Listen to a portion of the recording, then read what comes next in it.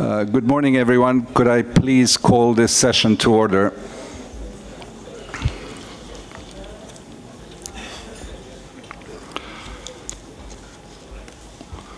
We've not quite reached the academic quarter, the akademische Viertel, but I think we have, as you see, a long list of speakers, so I'd like us to get started as soon as possible.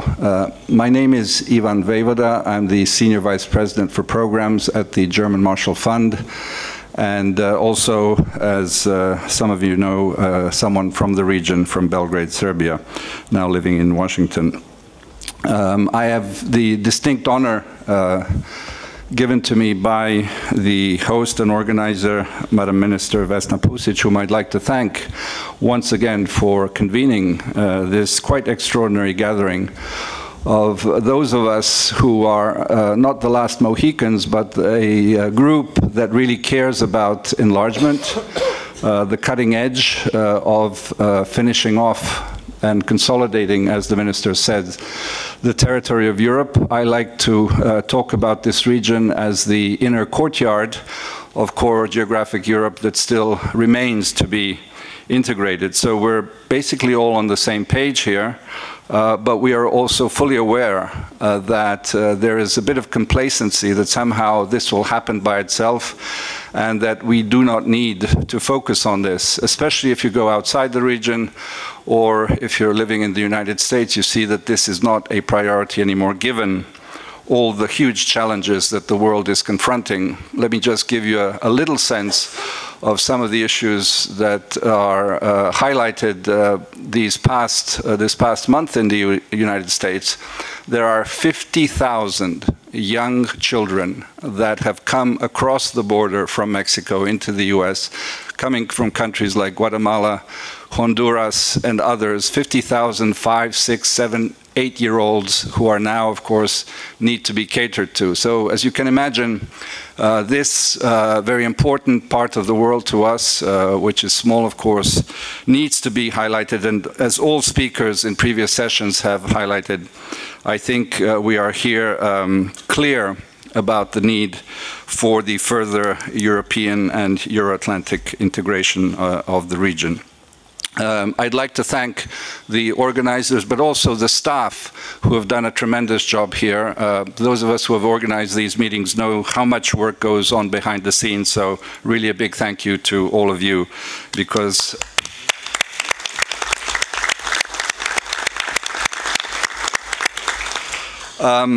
there's a blockbuster movie called Mission Impossible that I'm sure you've all seen. This is a bit of a Mission Impossible panel. I jokingly said that we'd invite the representatives of the Guinness Book of Records here today, because I don't think there has been a panel of 20 speakers yet in conferences. We are around this octagonal table, so what I'm saying is that I will need your help for us to succeed in accomplishing this mission, which I hope is not impossible today.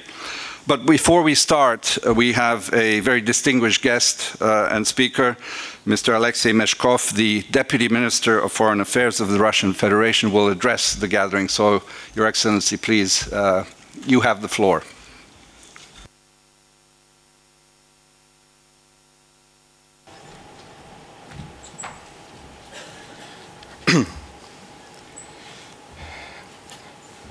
First of all, I would like to once again to thank and congratulate Vesna Pusic for this extraordinary conference which we are all attending, and especially for the yesterday's evening. And I am really amazed to see so many people now in this room after yesterday's songs and dinner. And before making my expose, I would like to make one general comment on integration as such and Russia. We are definitely for integration. We are now in the process of our integration within the Eurasian Union, and one of our most dear ideas is the idea of integration of integrations.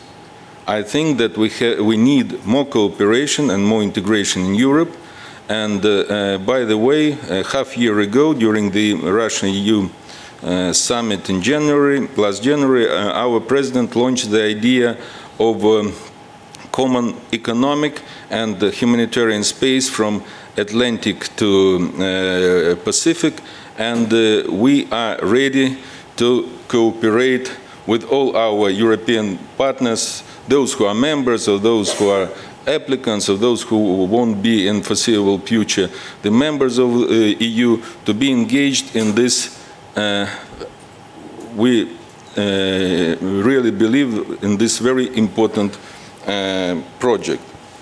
The Balkans play an important role in Russian foreign policy due to common history, long-standing friendship, common Slavic roots, cultural and religious kinship, and Russians' involvement in the processes that take place in this region. We are closely following the developments in the Balkans. On the whole, the situation here seems stable. The trends towards post-conflict stabilization and development of good neighborly relations between states, including on the basis of common goals of integration with Europe, are gaining ground in the region. What is important is that today the Balkan states themselves are playing an active role in the creation of this new environment of cooperation. We have agreed with the EU's argument that integration of the Western Balkans with Europe would be a good thing and an important factor of sustained stability and economic growth in this part of Europe. But as it often happens, real life turns out to be more complicated than any model.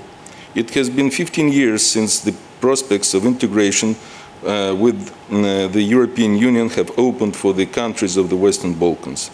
Since then, Slovenia and Croatia have joined the EU. Slovenia entered also the Eurozone and the Schengen area. Serbia and Montenegro began the negotiations on the accession to the EU.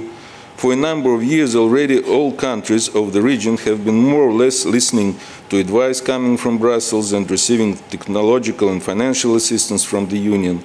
Europe decided to cancel visas for visitors from the Western Balkans. In short, a lot of work has been done. It can be said that at a certain point, opening to the countries of the Western Balkans, this prospect of joining the EU was a positive thing to do, as it became a unifying factor, stimulated to some extent the necessary but painful reforms, and encouraged reconciliation and intensification of cooperation within the region. However, we still cannot call the situation in the Western Balkans, in some parts of the Western Balkans, either stable or predictable. Today, in 2014, we very well understand that European integration did not and could not become a cure-all for the Balkans. What is more, the resources, as we see today, has been largely exhausted. Thus, the question arises as to what methods are being employed to keep the Western Balkans in the European orbit. An important question to be answered is how much the prescription by Brussels helps in tackling social and economic problems of the region. We would not want the European Union to act more and more like a dog in the manger and view the Western Balkans as a merely sphere of influence of the EU and limit their interaction with the rest of the world. Which countries in the region will be the next to join the ranks of the European Union? Of course, it is up to Brussels and the countries of the Western Balkans to decide. However, one can hardly expect this to happen in immediate future. A long period of negotiations with the EU lies ahead, both for those for whom the process has already begun and who have just been granted the status of a candidate state.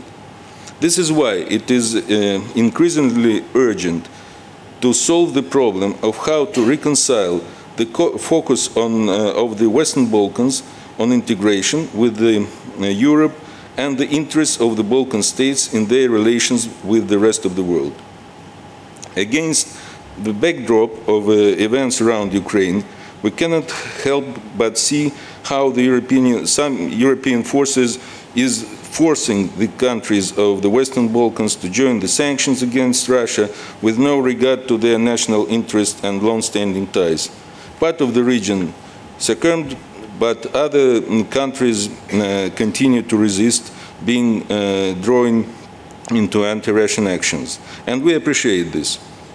It is also unacceptable attempts to use the aspirations of countries in the region to join the EU to make them recognize the borders that were redrawn by force or overhaul the constitutional foundations of state. To hold accession talks or implement agreements on stabilization or association, the countries of the Western Balkans have to adapt their economy, social and other spheres to the EU standards. By the way, I asked many of our colleagues from the countries who joined EU the last 10 years whether during the negotiations, even once, it was the question was rising. To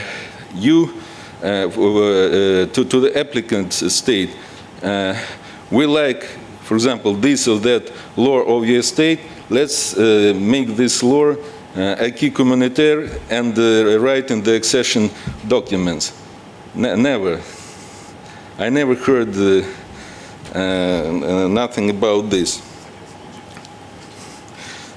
It's logic of the Brussels, I agree with you. This is, what I'm talking about, the economy, social and other spheres, this is an objective process.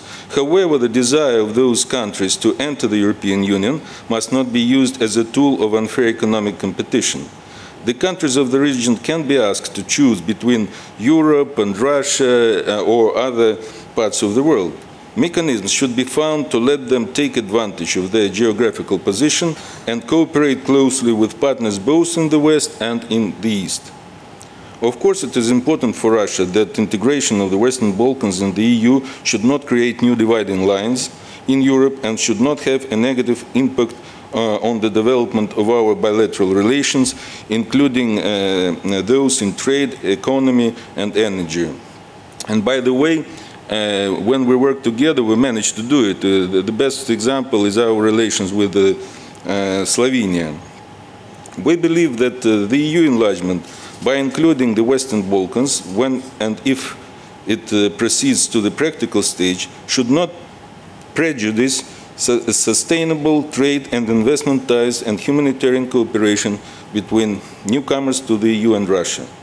We strive to ensure that the established bilateral collaboration not only maintained the positive momentum, but also strengthened it. That is why the future newcomers, as early as in the course of their pre-accession negotiations, need to hold consultations with us on the inventory of legal framework and elimination of possible negative consequences for the economic interest of both sides due to accession of a candidate country to the EU. This practice paid off at previous stages of enlargement, I mean in 2004 and 2007, the expansion of Partnership and Cooperation Agreement dated 1994 on the new EU member and the signing of the relevant protocol to the PCA are positive result of such work. By the way, we've just finished the technical work with our Croatian friends on all these elements. We made the review and of all our bilateral documents where we have how to adopt it to Croatia participation in EU. One of the major tasks in the Western Balkans region for the near future is to create some really uniting infrastructural transborder projects. In our view, the largest one is the South Stream project. I think no one here doubts in the importance of establishing additional energy supply routes from Russia to Europe. We still note a political approach towards, unfortunately, towards this extremely important project as South Stream. Dialogue under the EU-Russia Working Group on legal and technical aspects of South Stream established this generally is virtually blocked. After all, if we look more closely into this issue within this group, we could jointly develop such solutions that would allow us to take into account current concerns of our European partners while ensuring the profitability of the project. We expect the countries participating in this project to be more active in the dialogue with the European Commission. By the way, we're expecting and we would like to have positive results of forthcoming meeting between our Minister of Energy, Mr. Novak, and Commissioner Oettinger, hopefully next week. Anyway, a failure to implement the South Stream will make the EU member states participating in the project most affected. Southern Europe and Balkans will miss an opportunity to get huge investments, and thousands of jobs will not be created. Energy security in the southern Eastern Europe may also be compromised. Fortunately, a number of project partners are aware of this, and this is evidenced in particular by the fact that the Austrian company OMV has recently made a strategic choice in favor of an active participation in the construction of the South Stream gas pipeline and has signed a relative agreement with Gazprom. Russia believes that all project participating states are equally interested in the strict compliance with the gas pipeline construction schedule and in the implementation of all previous obligations. For our part, we are open to dialogue with all stakeholders and hope that the problems that arise are temporary and technical. I will summarize. The Russian Federation is open to the maximum to close interaction with our partners in the Balkans in all areas. The steady growth of Russia's direct investments in the region serves as an example in this respect. We are also ready to implement projects in the Western Balkans jointly with our EU partners. By the way, trade and economic ties between our country and the major EU economies, either Germany and France or Italy and the Netherlands, is an excellent evidence of compatibility between Russia and the EU, and this list can be continued. Joint efforts and healthy competition between Moscow and Brussels can produce a multiplier effect on the social and economic development of the entire Balkan region. Thank you.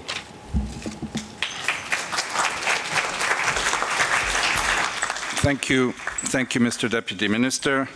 And now we are in the thick of this final panel called State of Play. The intention, as you have seen from the brief description, is to have points of view from the individual countries, but also, as you realize, this is the, if I may dare say so, the panel of the unofficials, those who are independent analysts, think tankers, institute people, people from NGOs and foundations.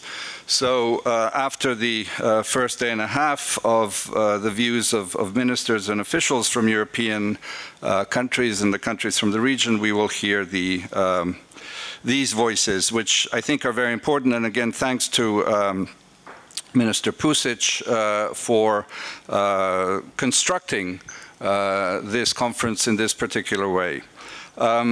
As you see, we have a list of roughly 19 people to go through, and if my arithmetic is correct, everybody will have roughly about 2 to 2.5 minutes.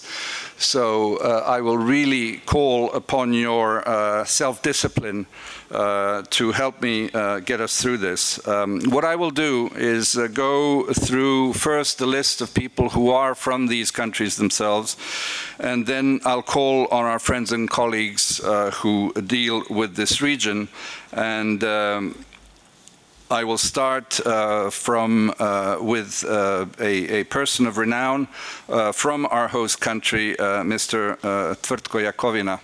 So I will ask him to kick us off and hopefully set the model for the self-discipline. Thank you very much. Thank you very much. Actually, I was hoping I'm not going to be the first one to speak, being historian, maybe in a way that's logical, but I can maybe Well, being privileged to say, I'll return to a meeting a year ago. Team Judah was there in Berlin before Croatia joined the European Union. We were talking of Croatian achievements and what it will mean for the region. And we were talking about plans and what should be done and strategies and this and that. And Team Judah said, well, we should apply a Nike doctrine, you know, just do it. Everything is already on the table, nothing else to talk about. Be practical. But, you know, that's not very easy, and I might maybe stress that the lack of strategical thinking is what we desperately need in this region. We were able to just do and open so many, for instance, universities. I'm talking about something that's close to my heart. But I'm not sure that the quality is very good of people we are producing at those universities, plus those who are good tend to leave or have the wish to leave. How to do and change things in the region with no industry now.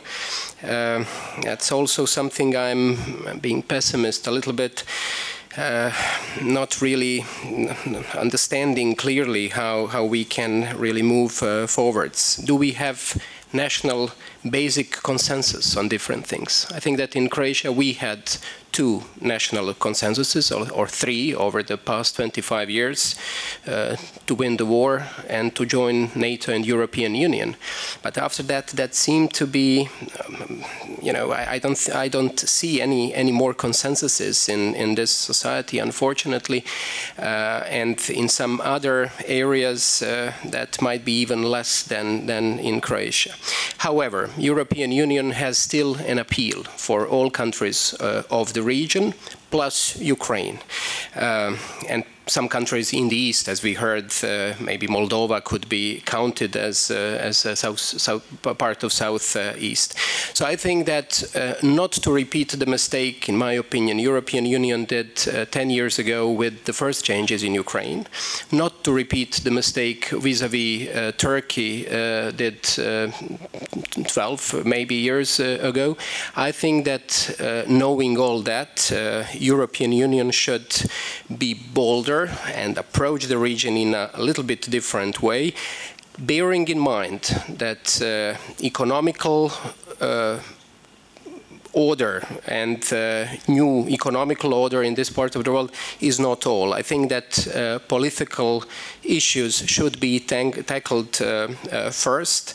And speaking of that, and being pessimist, as I said, and I'll, as a historian, mention, we just commemorated the first anniversary of the Great War in such a different way, in so many different countries of the region, that that is a very clear example how many political issues we still have to resolve that are not, you know, of the biggest essence, in my opinion. But very important, obviously. Thank you. Thank you very much, Tvrtko, and also thank you very much for keeping to the time. Obviously, I think it was good that a historian started us off, because you've reminded of some of the issues of the past and the issue of reconciliation that is very much still on our agenda. I will now call on Mr. Senad Pećanin from Bosnia and Herzegovina. Thank you. I will also try to fit this time framework. Let me start with 2 recent statements on Bosnia. First, Croatian President Ivo Josipović recently said that Bosnia and Herzegovina was the most difficult political issue in Europe. Second, Croatian Prime Minister Zoran Milanović also recently said that Bosnia and Herzegovina was not sustainable in long term with current approach in the European integration. I think that both of them are right.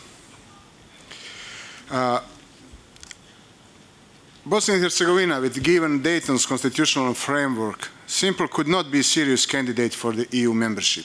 Not only that, Bosnia and Herzegovina could not exist too long in current constitutional framework. I know that through the history many countries, kingdoms and states finished its existence. Bosnia also would be one of them. It is sure, if that happened, that it would be a tragedy for the most of people there. But that fact could not be the motivation factor for the EU to prevent such scenario for Bosnia. What then would be interest of the EU to prevent this development? The interest of the EU is to prevent a new war, because I would assure you that Bosnia would not be divided without new war. Much cleverer and much cheaper than dealing with the new war in the region is to stop current dangerous trends. How to do that? First, let's detect who are the leader who has been for years the real threat not only for the stabilization, reconciliation and Euro-Atlantic integration of Bosnia, but the threat to the peace. Who is that leader? Do not perform. All you know his name. Yesterday we spoke about the common European values. That Bosnian leader a few years ago publicly said that Muslims could not be judges. A few days ago, the same leader said, refusing the order of the Constitutional Court of Bosnia and Herzegovina, that the decision of the Constitutional Court was brokered by the decision of 2 Muslims and 3 foreign judges. Obviously, for him enough to refuse implementation of the decision of the Constitutional Court. What more he should do to stop to be 100% backed by Russian Federation or to be the first partner of the EU and Brussels in Bosnia? To deny genocide in Srebrenica, what he does periodically every few weeks, or to celebrate Ratko Mladic and Radovan Karadzic, what he publicly did last time 4 days ago. Except the US administration, which stopped all contact with that leader about a year ago, he is still the main partner of the EU and the Brussels between all local leaders. When the EU makes compromises with Bosnia, usually it means that the EU made compromise with him. Led by bad idea of the staying distance to all political leaders in Bosnia, the EU compromising the core value of its own foundation. That practice is legacy of the wartime Western approach toward Balkans leaders, when all of them were for a very long time same. That is the reason why promises about Bosnian integration in the EU looks like promise about UN safe areas for Srebrenica and Žepa. One of the most important political moments for post-war Bosnia was when President of Croatia, Stjepan Mesic, directed Bosnian Croats towards Sarajevo, saying that Bosnia and Herzegovina is their state and that Croatia would help them, but in the framework of the Bosnian state. Unfortunately, we have never heard the same message from Belgrade to Bosnian Serbs. During administration of President Tadic, we have parallel policy, formally recognition of the Bosnia and Herzegovina, and at the same time, full public support to Milorad Dodik, who publicly repeats his goal, the end of Bosnia and Herzegovina. Same politics from Belgrade we have seen with current administration. The difference is that Prime Minister Vučić says he respected Dayton, but President Nikolić says that Bosnia would not be able to survive. It was nice how the EU found a way to convince Belgrade to stop active destabilization of Kosovo. It is pity that the same should be done with Belgrade's approach to Bosnia, sooner better than later. The current Bosnian leaders are not someone to be trusted about European integration of Bosnia. They do not need integration, because it means the rule of law. When international representatives in Bosnia unfortunately accepted Milorad Dodik's pressure to withdraw foreign prosecutors from the state prosecutor office for the organized crimes and corruption, results came soon. In less than 2 weeks, investigation about corruption of Zlatko Lagumdžija, Dragan Čović and Milorad Dodik were stopped. In given constitutional framework, even implementation of the basic human rights is not an easy job. That is the reason why implementation of the decision of European Court of Human Rights is going very bad. To conclude, Bosnia and Herzegovina has some similarities with Turkey, but Bosnia could not survive endless integration process. Yes, Bosnia survived aggression, genocide and ethnic cleansing, but it's not sure that Bosnia could survive endless integration process. That is the reason why warnings from Croatia, including by Foreign Minister Vesna Pusic, about Bosnian integration should be considered very seriously. Thank you. Thank you very much, and we move immediately to Mr. Vedran Đikić. So thank you, Ivan. My point of departure is 1989 and the end of history, and what I believe, we live today in times where the history is beginning in a new way. And the end of the history, of the beginning of the history, both phrases are related to democracy. And nowadays, I believe that democracy is not the only game in town, not in the European Union, not globally. Western Balkans, in particular, are in a similar situation. We have democracy fatigue, we have mistrust among citizens, we have crisis of representativeness, and what I would also argue, we have some kinds of rising competitive authoritarian or semi-authoritarian regimes in the region. So the point is, democracy has become a part of the problem, and paradoxically enough, at the same time, democracy is the only solution. So that means we live in times of changes, and when it is right for democracy, then it has to be and has to be the same for the European Union. We live in times of changes, but we still need and wait for Scorpions to play the song, the famous song of the end of the beginning of the 90s, Wind of Change. Times are changing, the wind has not changed when it comes to the European integration. So, just a few short recommendations. The EU conditionality, when everything is changing, why the EU conditionality shouldn't change? Why should the EU conditionality stay the same? Paradoxically, the EU conditionality works perfectly in certain situations, and it doesn't work at all in some other circumstances. That means, my conclusion, business as usual will in some cases not be enough. And if you stick, I mean, I'm talking to Brussels and to European Union officials, and there are a lot of around here around the table, if you stick with this kind of rather technical, technocratic approach, it might happen that some parts of the Western Balkans will fly into your place directly as a boomerang. So, what to do? Firstly, take democracy seriously. And that means remove or bring the debate back to parliamentary fora, to the parliaments. Remove and go back from butmirs, from restaurants, and try to take democracy seriously. Secondly, make use of constructive and emancipatory potentials that you have in the region. I mean, you had, for example, social protests in Bosnia in February. Nobody was talking here about the social protests here. You have constructive, emancipatory energies within the region, make use of them, make them to your partners. Thirdly, Bosnia, Macedonia, and Kosovo are particular cases, and if Serbia and Kosovo was possible, then why Bosnia shouldn't be possible? This is a particular message to the Germans in August. That means we need a tailor-made approach. And finally, keep in mind, the Western Balkans are only 80 million people, 20% of them are already part and citizens of the European Union. And be courageous, act counterintuitive. I mean, counterintuition is probably the best way right now. In the middle of crisis, in the middle of the crisis of enlargement, act differently, tackle this particular issue, and deliver the final proof that the EU is functional in the middle of the beginning of history. Thank you. Vedran, thank you very much also for being succinct. As you see, I'm refraining from any comments, trying to keep us on schedule here, and obviously we'll open the discussion to the distinguished ministers that have remained with us and all others who are sitting also around the broader circle. I'll call upon our colleague and friend Vladimir Gligorov from the Institute of International Economics in Vienna. Well, for the beginning, let me just make 3 points, a little bit in a detached manner.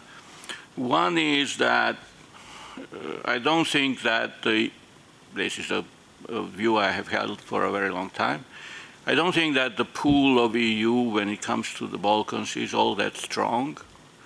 And it works very, very slowly. So we have still basically same problems that in the remaining so-called rest of the Balkans, so to speak, out of EU Balkans, more or less the same problems we have had for 2 decades or more.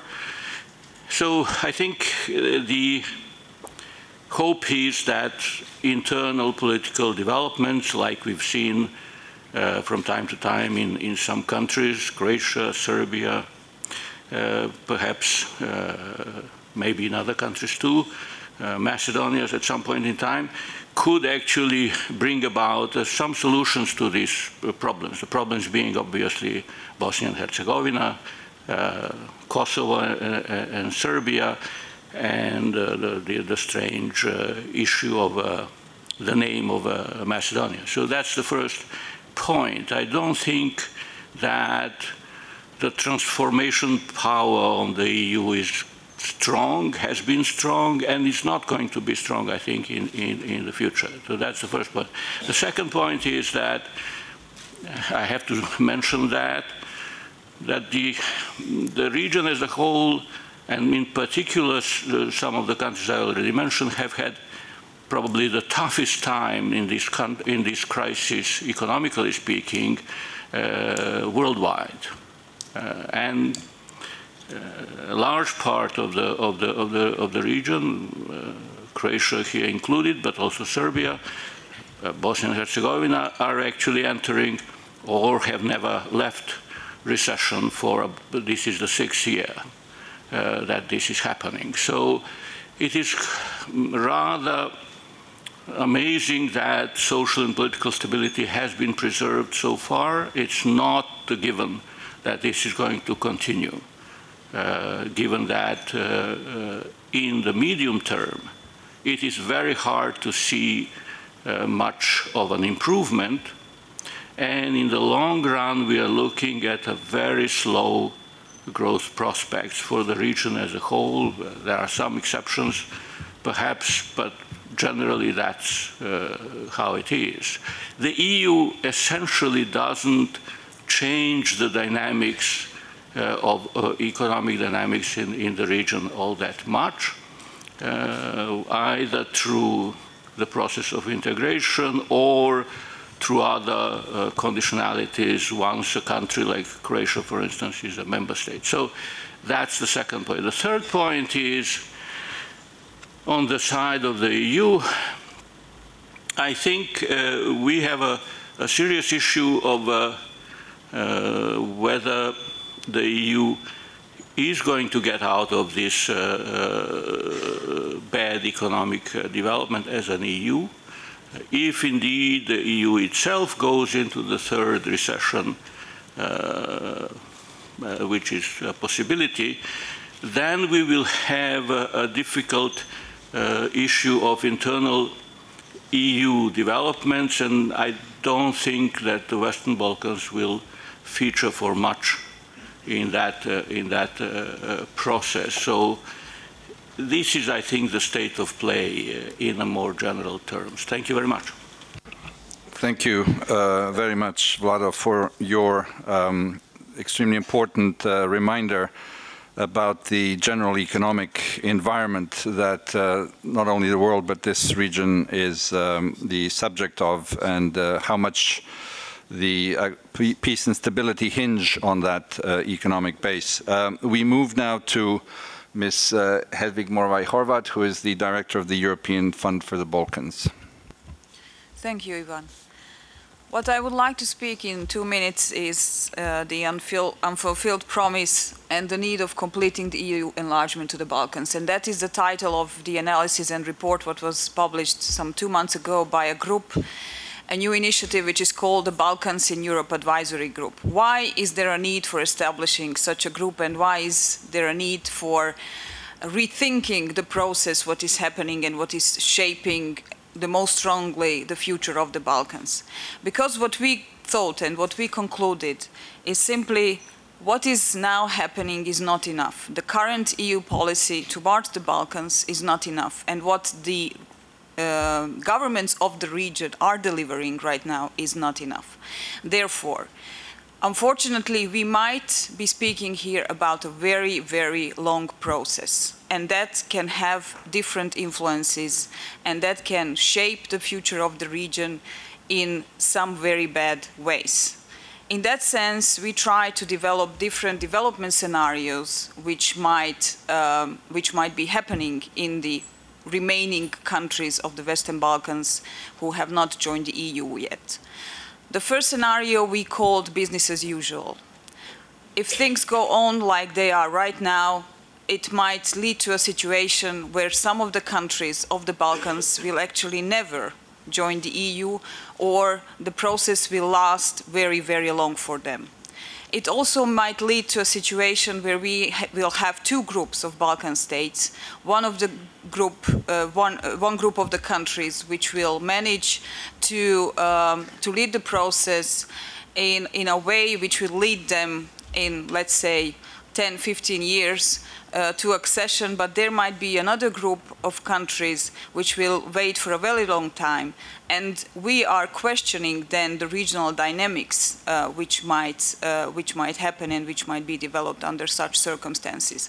So in our sense, if we continue with business as usual, these countries might be influenced, and the regional developments and the regional and bilateral relations might be influenced in a very, very bad way.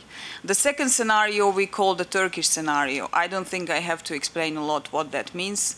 And the third one, the Ukrainian scenario, I again think that everyone can imagine what that could mean for some of the countries. The last scenario we call is the Big Bang, what of course will lead immediately to negative comments and critics, and therefore we might tend to calling it the Balkan Express, fully understanding and recognizing that the conditionality must be there and that countries of the region must be delivered, but that something new has to be developed. And that leads us to the questions of how to recreate the momentum for fostering the process, for injecting some new energy and revitalizing the process of EU enlargement to the Balkans, and how to enable a new competitive dynamics between the countries of the region. We think that, first of all, the enlargement towards the Balkans must be taken very seriously, and the Balkans must be taken very seriously, and the accession process by the Balkan states must be taken very seriously by its leaders. Thank you. Hedvig, thank you very much also for your presentation of that policy approach by your group. We move next to Ms. Senada Šelošabić. Thank you very much. Now thinking of what I should add, I think we should keep the ball a little bit for a while in our court, and not to, I'm not going to say what should be done. I think we have discussed this. We have heard yesterday a number of comprehensive, insightful, substantial contributions on what is the situation in the region, not how should it be done. We know the diagnosis and the therapy, but who should do it. And I think we have to remind ourselves that we are the most responsible, that our citizens have to think twice when they go at elections and when they choose. Who do they choose and what they want them to do? Who are these people? We have to find individuals who are willing to work hard, who are responsible, who are serious, who are modest, and who are brave. We will have to spend less and work more and lose no time, and at the same time strengthen the bonds that keep our societies together, because these are difficult and challenging times. And I don't want to be general, I also want to be specific. Professionals, experts, public figures, analysts, they have to get out of the comfort zone. It is all right to keep the critical distance. It is all right to have the aversion to risk and avoid taking hard decisions and getting involved. But sometimes it is necessary to be involved and to get involved. The good point, and I will be very short, is that our countries are small. Sometimes this is disadvantage, and we know a number of reasons why this is a disadvantage. But we can also look from a positive side. It is easier to cater for 4 million people than for 14 or for 40 or 400. And therefore, we should think that this is doable and achievable, and have this sense that we can do more than we have been asking ourselves so far. Thank you. Senada, thank you very much. And I'll call on Sonja Biserko, who leads the Helsinki Committee for Human Rights in Belgrade. Thank you, Ivane. I will limit only to a few remarks, considering the time limits. It's well known that Serbia is the last country in the region which decided to make a breakthrough towards the EU membership. and Belgrade-Pristina agreement was the only last step in this effort. However, it is still uncertain how long it will take Serbia to become the full member, considering the resistance in the society, especially resistance to liberal values of the society, not only of Serbia, but I would say most of the countries in the region. When I say that, I really refer to the political culture of the region and the perception of most of the citizens of the social state as a preferable state. So this is something that is still prevailing in most of these countries, especially in Serbia. Secondly, I would like to say that the current government or the Progressive Party overwhelming victory in the last elections is a danger in itself for Serbia, because concentration of power hinders democratization and liberalization of society. There is no viable opposition so far or critical thinking. Parliament is weak, media is not factor of the changes, but status quo, and all the rest is really very worrying, considering the state of affairs at this moment. Thirdly, I would like to state that the negotiating framework provided by the EU is rather comprehensive and covers all unresolved issues internally and externally, and it very much depends whether the EU will be strong enough or decisive enough to pursue the priorities that have been set up in this framework. Thirdly, I think one of the major dilemmas in Serbian society or Serbian elites is really the foreign policy orientation, saying that EU and Russia at the same time. But I would like to underline that EU means values, really, the values that we have discussed yesterday, rule of law, market economy, human rights, and so on. And Russia, of course, is a partner, as it is to all EU countries, but certainly for Serbia it is very important to embrace EU values, and this is why it is important that membership in the EU and NATO is crucial for Serbia as well as for the other countries. First of all, it is the only peace project that can bring long-term stability to the region and Serbia itself. Fourthly, I would like to point out that lack of political will in Serbia's elite to tackle Milosevic's legacy hinders regional normalization, but also normalization within Serbia. Closing down the state and national issue is crucial, and this brings us to the question of Bosnia. Serbian elite, including the current government, did not demonstrate will to be a constructive partner in helping Bosnia become a functional state. It is imperative not only for Bosnia, but for Serbia as well. Without closing down the Bosnian issue, long-term stability of the region is not possible.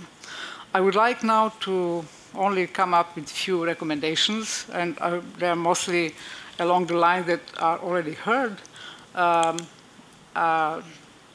Western Balkans, as they are now, have very limited capacity to fill the criteria provided by the EU. Therefore, I think that the EU should be more imaginative in approaching the current affairs of the Western Balkans and should come up with an arrangement which would speed up its integration in the EU, maybe under new conditions or under new, how should I say, framework.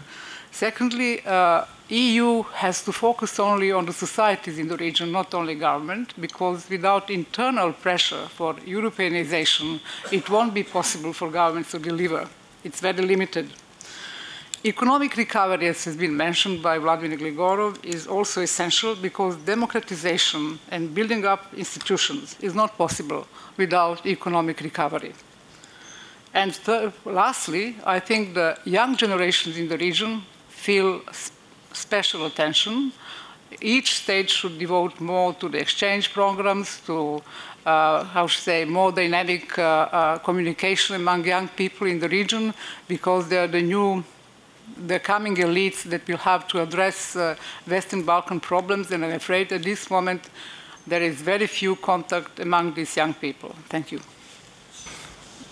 Sonia, thank you very much, and thank you for mentioning the young generation. Of course, those of us who are from the region know that there are dramatic levels of youth unemployment, and in fact, Bosnia is maybe a record world breaker with youth unemployment above 50%.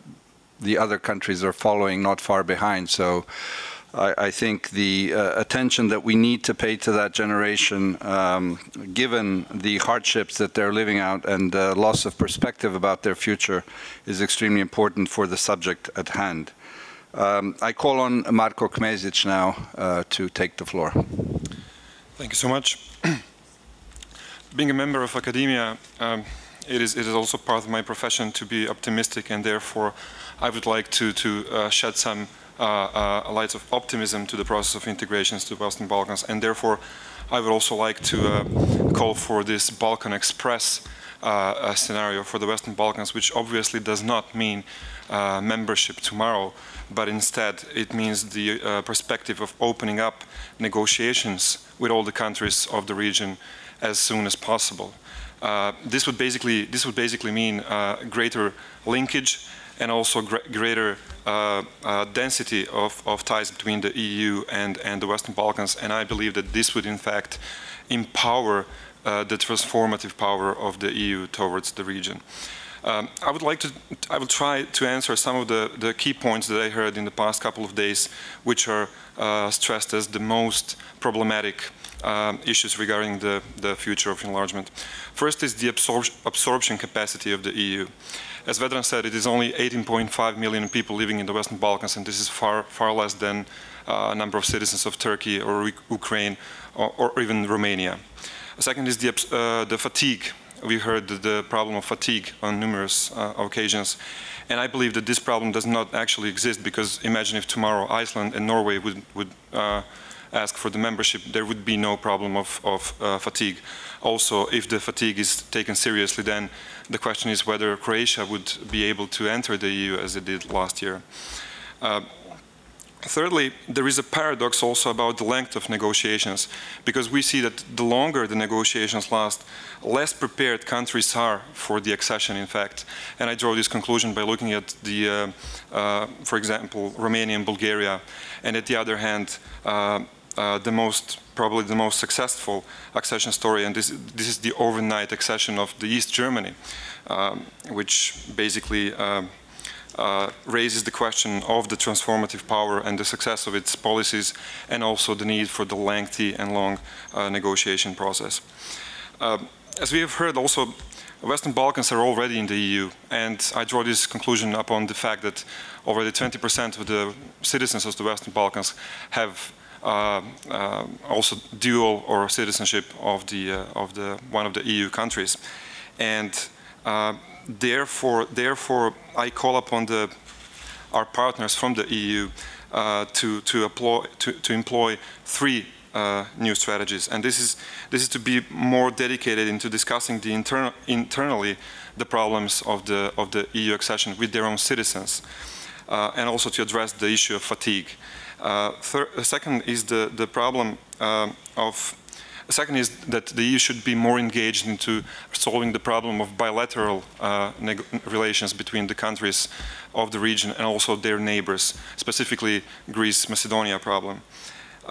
And finally, I call upon the EU to give the accession talks to all the Western Balkan countries as soon as possible. Although I might be called an idealist, I believe that I'm acting in a capacity of realist at this point, because we've seen in the past this realistic approach when it came to the question of Portugal, Greece and Spain, and I think it would be in realistic interest of the EU to offer membership perspective in more blunt way to the Western Balkans, and also to do it while it still can, because we all know that the attractiveness of the enlargement is fading out. Thank you.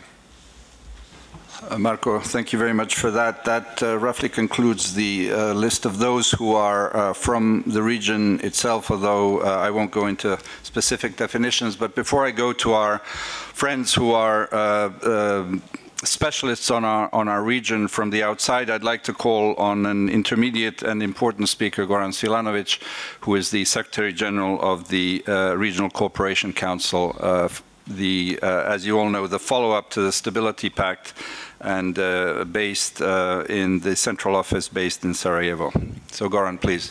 Thank you very much, Ivo. I'd like to thank Vesna Pusic and her team for inviting and providing for all of us. I dare to say that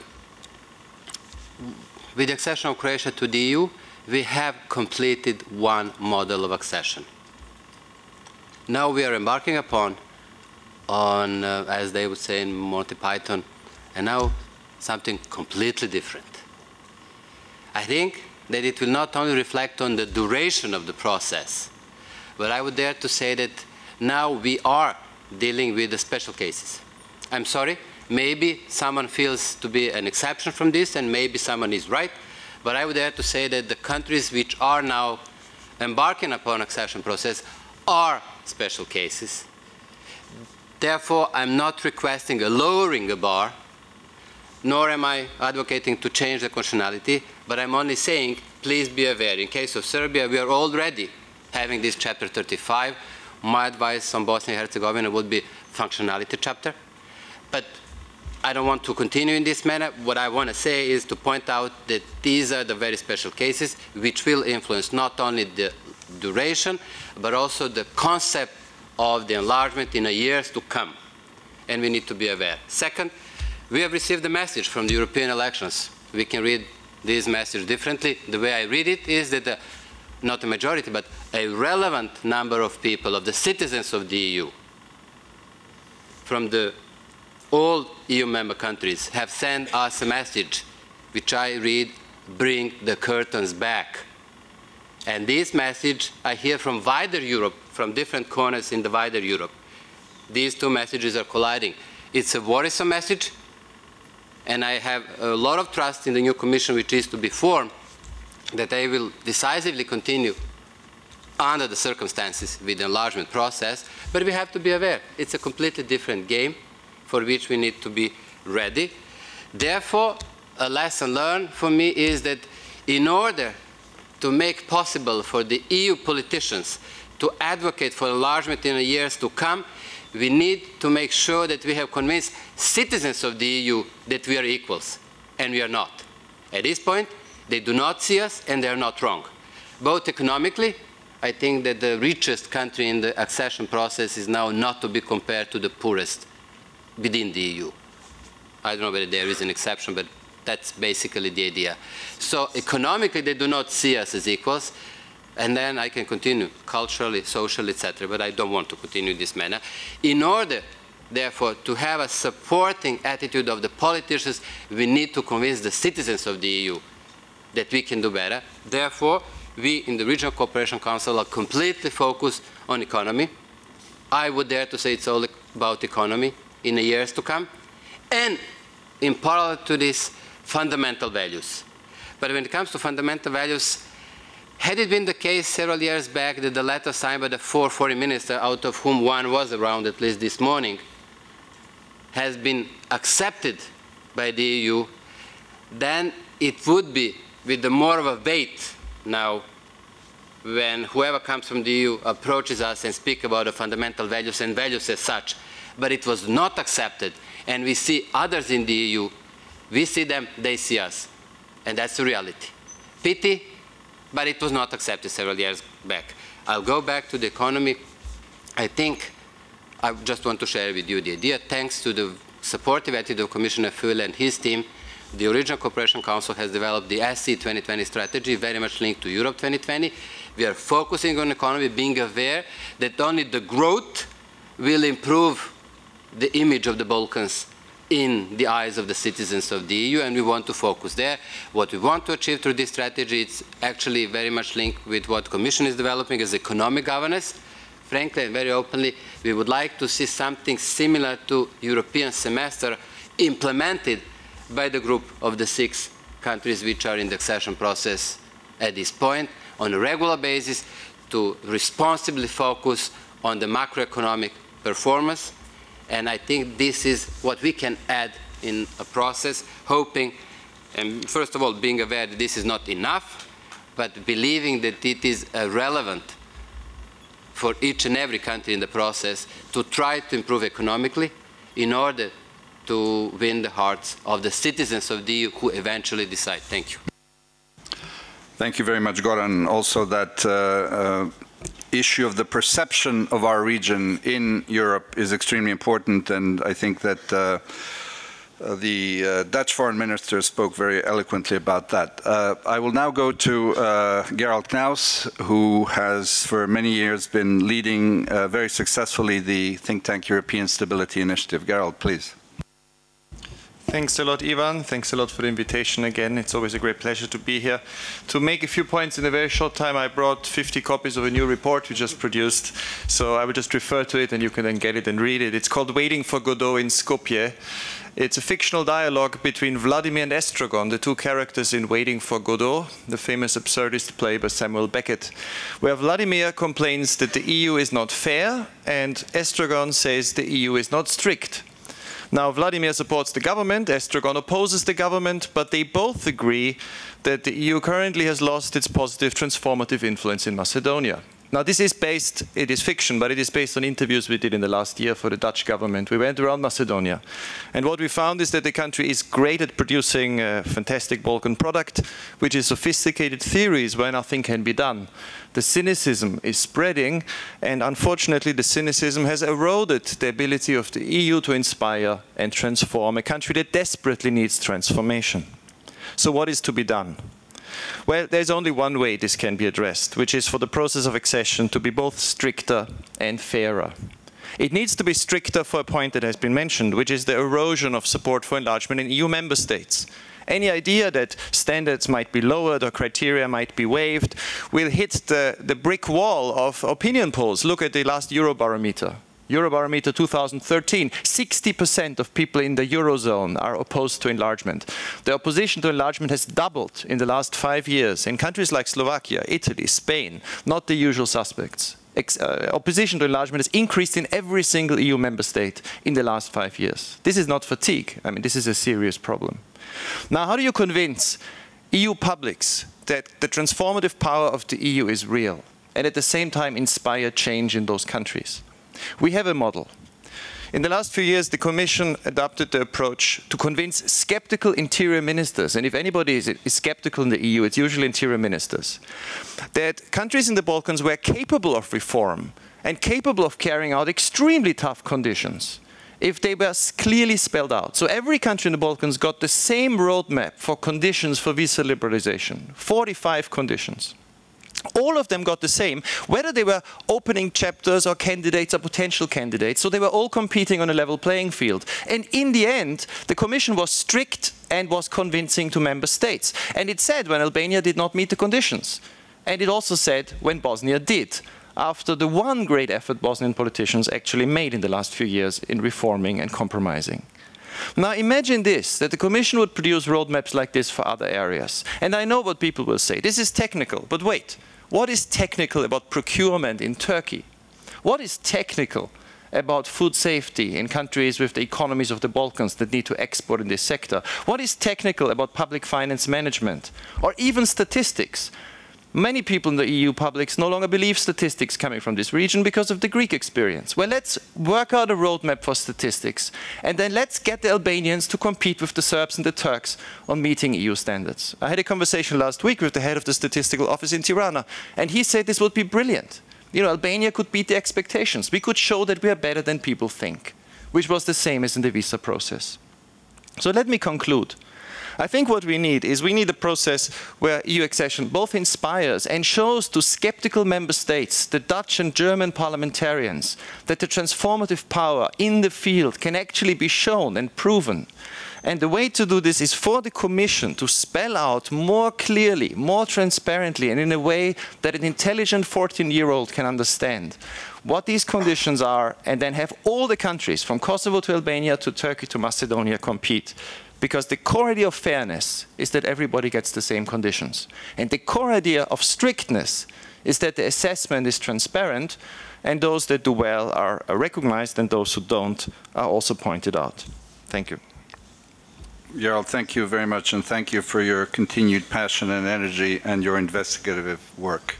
I will now turn to Tim Judah for the next presentation. Thank you very much, Ivan. I have to say I've been dreading this moment because normally I kind of feel I know what to say, but for once I do feel a little bit at a loss of words, in the sense that, yes, Tvrtko, you mentioned it was a year ago that I talked about just do it, because I do feel that, especially around this table, I mean, we know what needs to be done. Everyone knows what needs to be done, and I don't really feel that that message has changed. I mean, around this table, so many ideas have been put forward. I mean, I don't mean just sort of now, but Gerald has been writing what needs to be done for ages. Hedvig Marker have been saying what needs to be done. Dimitar over there at ECFR, over the last 18 months, or however long he's been at ECFR, has been saying what needs to be done. So I just feel like I'm repeating myself a little bit by saying just do it. Of course, friends from outside can be there to help, and they can help especially when there are clear interests. Serbia, Kosovo managed to move forward because they decided that they had interests to do so, and therefore friends were there to help. But when it comes to Macedonia, when it comes to Bosnia, at the end of the day, there's a kind of limited amount that outsiders can do. I mean, yes, Gerald, yes. But what happens if politicians have got their interests and it sort of suits them to stay where they are? I think then you need to put your paper together with what Senado was saying. It's already, we know what needs to be done, but how do we engage people in the region to do it? And okay, boring, I know, it's like, but don't wait for Europe. Europe has got too many other problems. What's the future of Europe? Half of the problems of the economic problems in the region anyway are to do with Europe, and because the economies are so sort of entrenched and linked into the Eurozone. Unfortunately, I mean, there's a limited amount, obviously there's nothing you can do about the economies of the rest of the Eurozone, but I assume that there are things that can be done here, and they have to be done by governments here. The accession of Croatia to the EU has shown, which was great, of course it's the right thing, of course it's great, but it's shown 6 years in recession. I know, what can I say? I mean, it's a kind of boring repetition to say something to the effect of, well, you know, a government's got to do what a government's got to do. Painful things need to be done. It just needs to be done,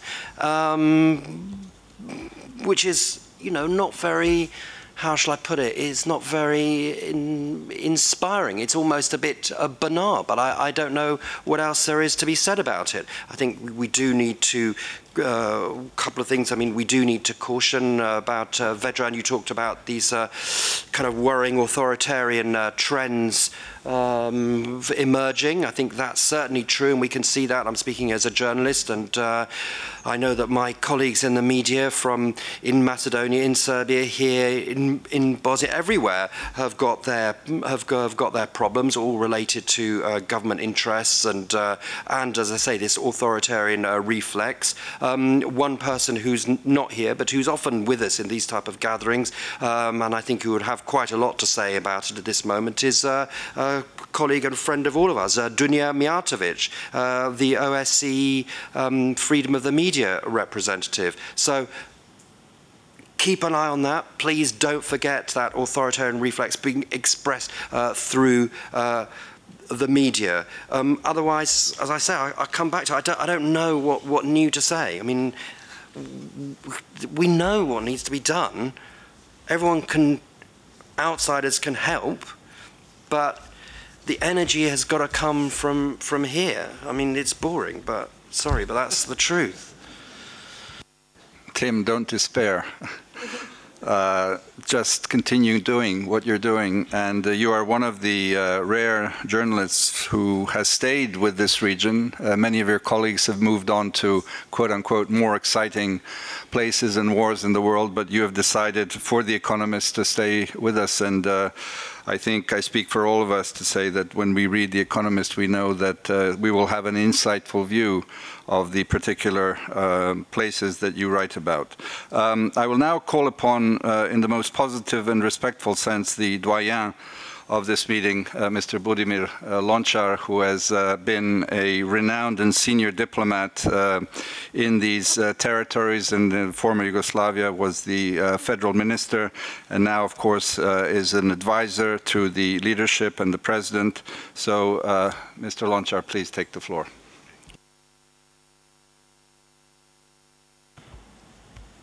I think it is about proper time to have these events and to have this agenda which we deal today.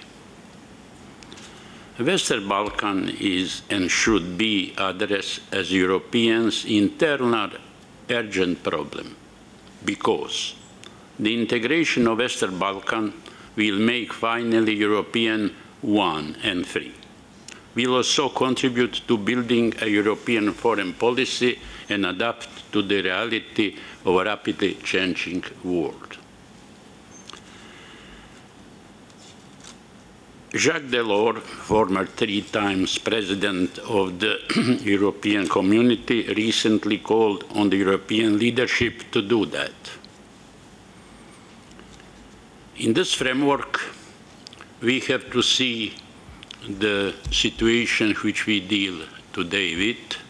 This is integration of the region as part of integration with European Union. I think it's very interrelated and one united process. I would concentrate a bit on the region, particularly on the Bosnia and Herzegovina. I agree fully with Mr. Pechanin, who present here situation, problems, dilemma, and shortcoming. He quoted 2 Croatian statesmen, first President and Prime Minister. I would add 3rd Croatian politician, first Vice Deputy and Foreign Minister Vesna Pusic. She said recently that Europeans should have special sui generis and responsibility and approach to Bosnia and Herzegovina. I pay very much attention, and I was thinking about, and I think it's the right approach. I think that we have to look for special way, special approach, more intensive, more innovative, but of course in framework of already well-known criteria and concept of enlargement. I will recall now my own experience with European Union. When I was Foreign Minister of ex-Yugoslavia,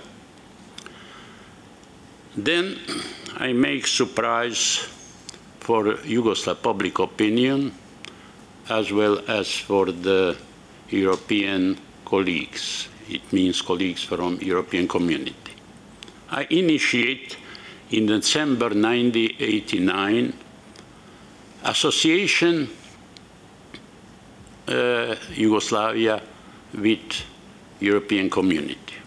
It was very big surprise for the Minister Council, but I enjoy support and understanding from 3 very important players in this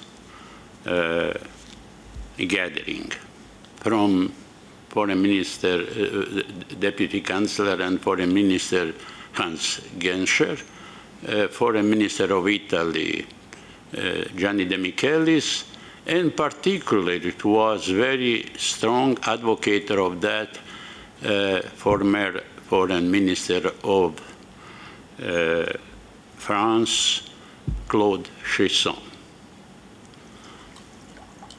I made very much surprise for my own public opinion in Yugoslavia, particularly for politicians, for people who were negotiating and confronting and making this mess of Yugoslav political situation. But finally, with support of Delors, we succeed to get even approval by Parliament of Yugoslavia this initiative, this proposal. And I present that in February 90 to the Collins, who was then chairing Council of European Community. But this, of course, I explained that this, of course, looks very strange and even gambling to invite European community to be deeply involved in the crisis which already was on surface. I advocate particularly this on the informal meeting at dinner time with a colleague of European Community, that we need, just because of mess, of crisis, of misunderstanding, of dangerous intention, to establish new institution between European Community and Yugoslavia, to give European Community a right to be involved legally in the process. Unfortunately, there were opposition among the people sitting around table as we are doing today. And because of that, and because of the worsening situation in Yugoslavia, 18 months later, Mr. Santer, as President of the Council, then Prime Minister of Luxembourg, and Delors as President of Commission, arrive in Belgrade, and they present a plan and decision and readiness to start implementation of association with $500 million for reforms. But it was late. Situation in Yugoslavia turned to the worst direction. Fight took place, blood started to spill, and of course it was not anymore realistic.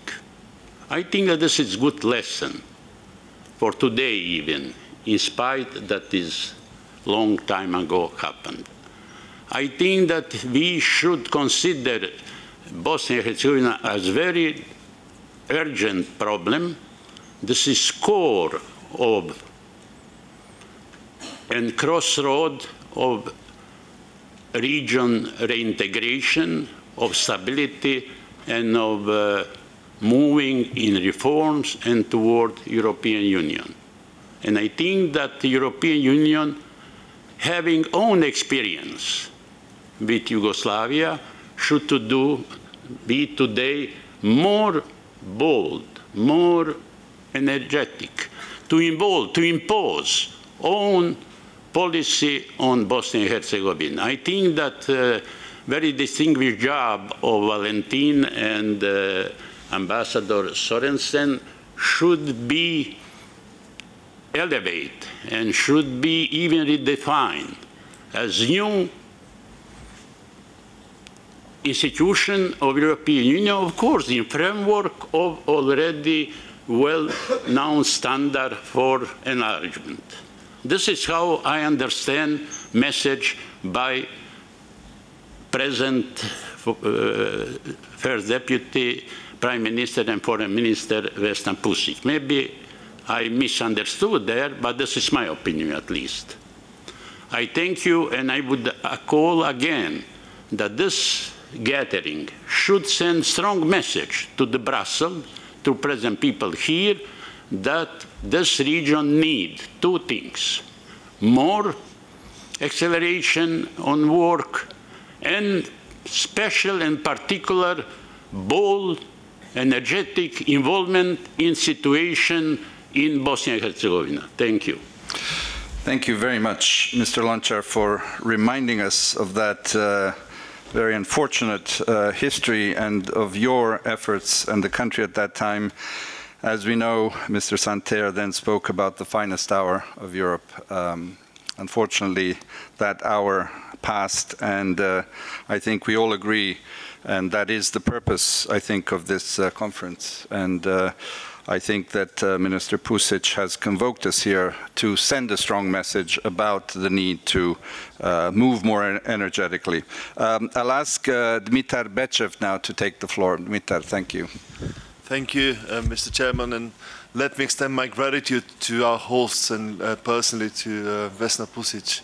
I think it's highly symbolic we gather in the city of Dubrovnik.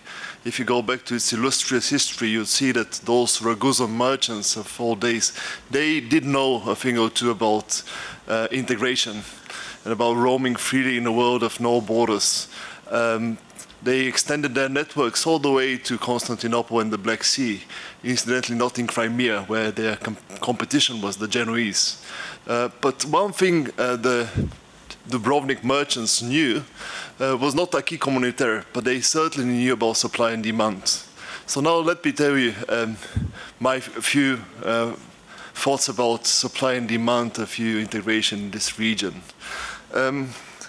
Unfortunately, although we have continued interest in membership, you have political elites who are prepared to talk the talk, and they learned certainly in as many years how to converse in Brussels idiom, but walking the walk is yet another matter. So they were prepared to do the absolute minimum to make the next move, but are they there to implement serious governance reforms? I really doubt it. It's a noble idea to start negotiations with those two chapters that everybody talks about, 23 and 24.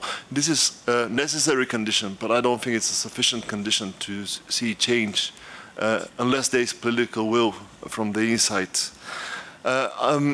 It's really welcome that Tim Judah mentioned the authoritarian reflex, and also Vedran spoke about the alternative modes of governance. And in many of those countries, we see the strongman model coming back in one shape or form.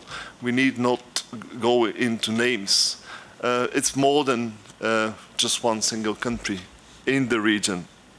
And what's worrying to me is very often in those domestic circumstances, you don't see a credible opposition force capable of challenging the status quo. One thing which was really good about Albania, of course it was a very polarized country, but the opposition was waiting to form a government. And if you look elsewhere with Albania's neighbors and Croatia's neighbors, you don't see who is capable of putting forward a credible challenge to a government that is likely to control more and more resources, to use the public sector to extend its clientelistic networks, to clamp down on media, all the trends we are aware of in the region. So that's the problem on the demand side. Now let me say a few words on the supply side. There's the real risk that the Western Balkans will go down the North Africa way, where Western European leaders will care only about security and not mind that much about transformation. As long as Kosovo is sorted out, Mrs. Merkel might think that there is no need to ask questions about domestic politics in either Pristina or Belgrade. And I think this is a worrying side if there is a trade-off. And we have to be very careful about this balance, how much we care about what's going on inside countries and what is the price to pay for stability. Secondly, as many of you did mention, Europe is moving into a very introvert mode. It cares about appointments, about dealing with the euro crisis. It's moving also in a multi-tier situation where you have different layers of membership. And even if Montenegro joins in 10 years, and I hope they will, it's a big question mark what kind of Europe we're heading towards and what's the value of membership if you look at a 10-year horizon. I think Croatia and other countries in the region that have already made it in have a special mission to make sure there is more inclusion and doors are open and we don't end up with several speeds and layers of exclusion. Finally, in this gap where we see a recession, authoritarian reflexes, EU being disinterested or interested in sorting out Donetsk and Sloviansk, and fair enough these days, you see that others are active in the region, and it's very welcome. We have Mr. Meshkov, who did a great presentation, made a great presentation on Russia's activist policy. That might be a chance that the likes of Russia, Turkey, and others are involved in the region, but also raises strategic issues at the EU.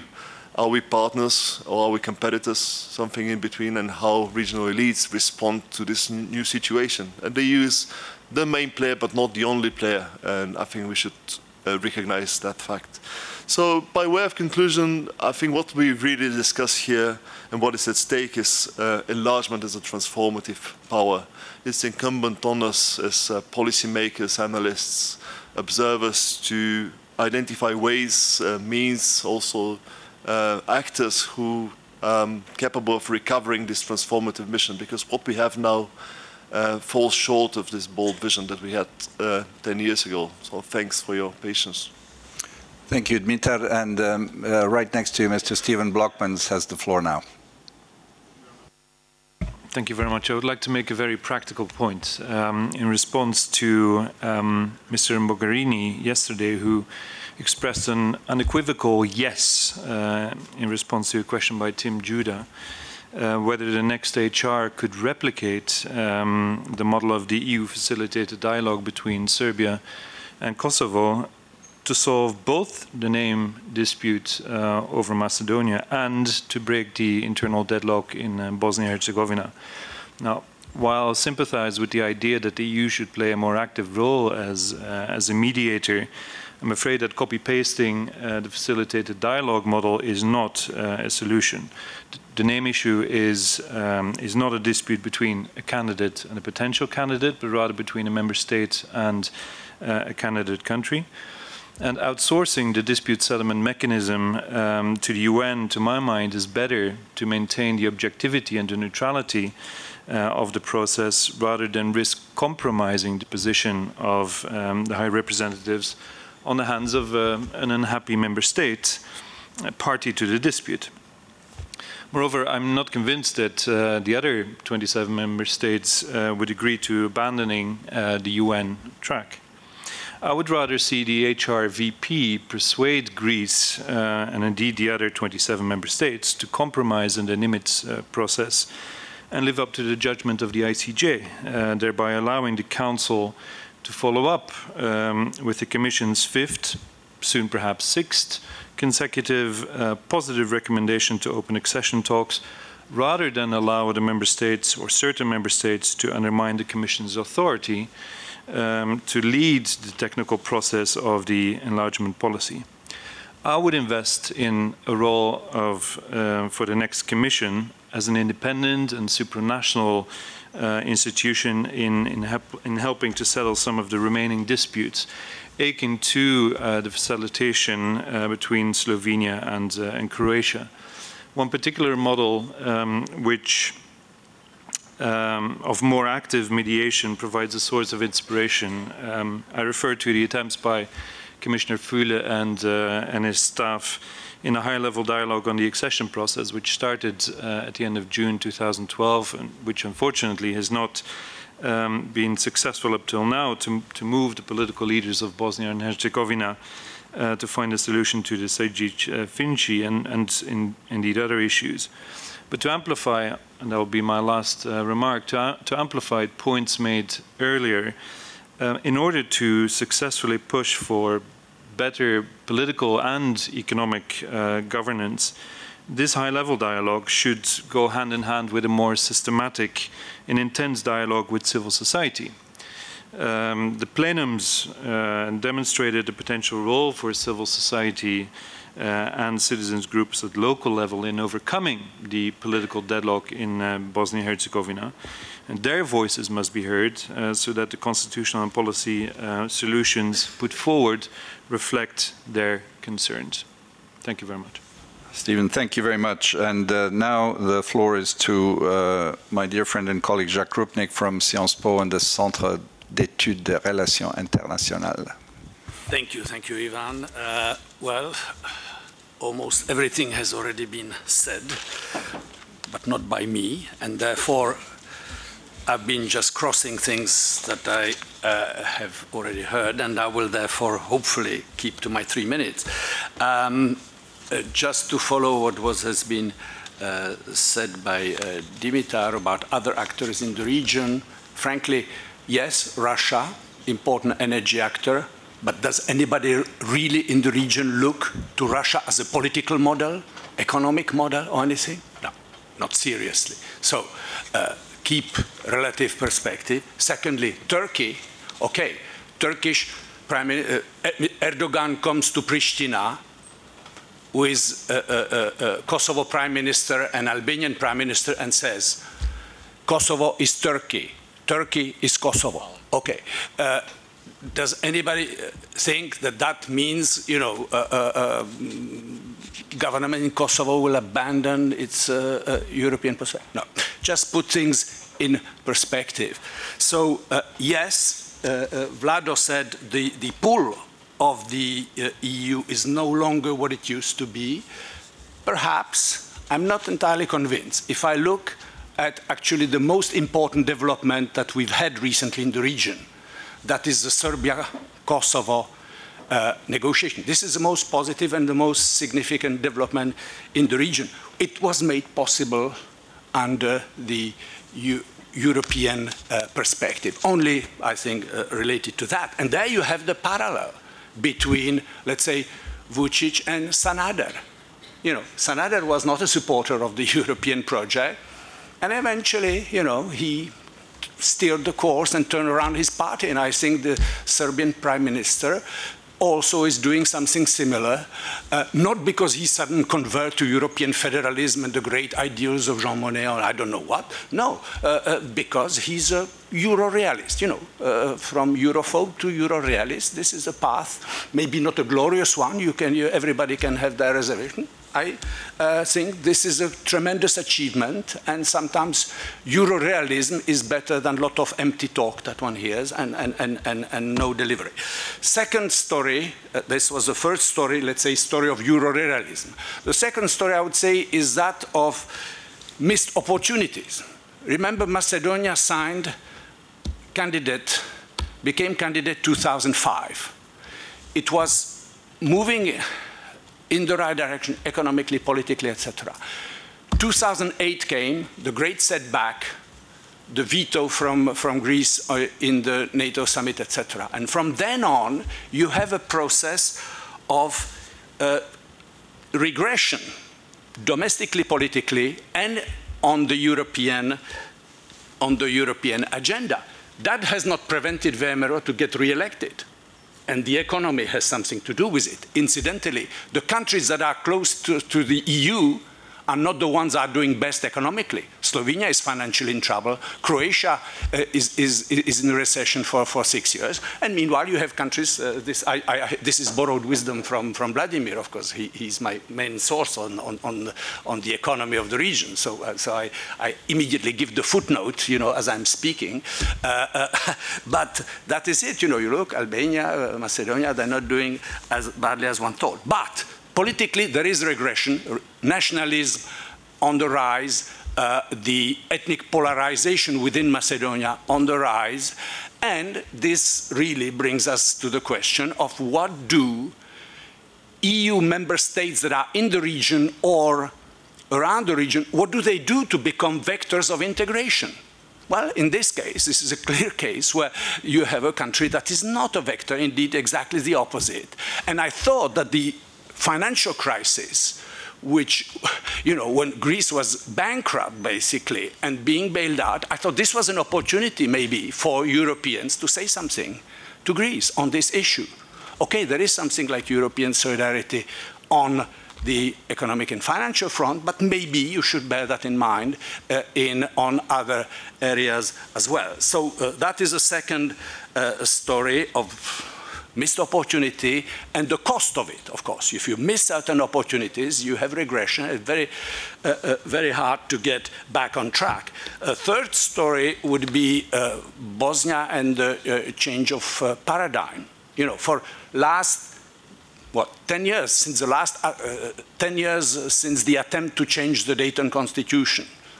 And we're still there discussing, you know, it's like from the Caragiale play, the Romanian author, you know, La Lettre Perdue. There's a character who walks on stage and he says, you know, there's only two ways of dealing with constitution.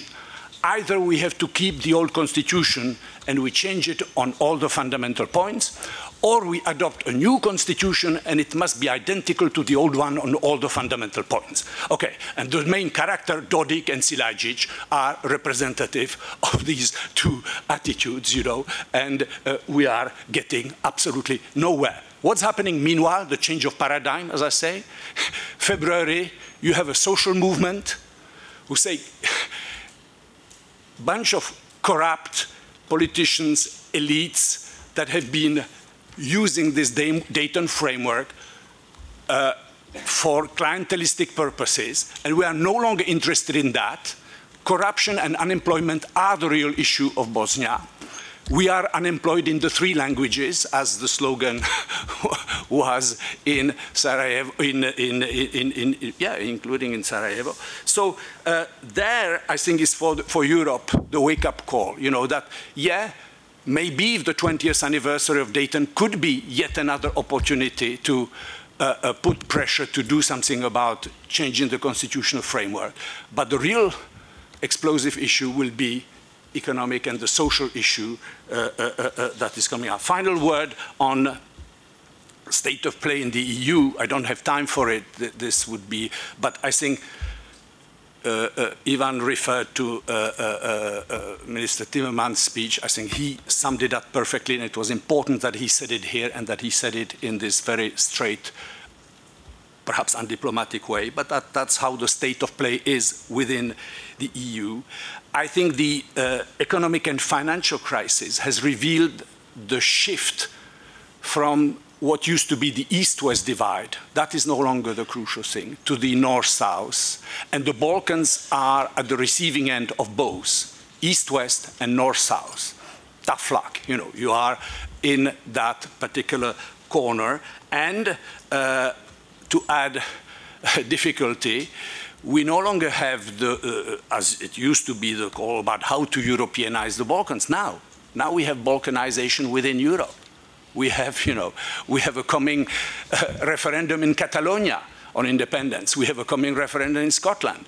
You have, etc. I could go on like that. But the North-South divide, the crisis of European solidarity, is within our states, within a number of member states. So this is not easy to project yourself on the periphery when the center itself is in trouble. Final word, if you want to make enlargement palatable and explain it as has been, as Gerald said, you know, work on the public opinion front, well, if you're going to do that, you may refrain from using from Dayton to Donetsk whole and free, because Dayton and Donetsk, you know, is not exactly what the Europeans implicitly or explicitly want to identify with. This is rather un repoussoir, you know, something you want to keep at bay. No, preferably if we're going to use this kind of formula, I think the Churchillian,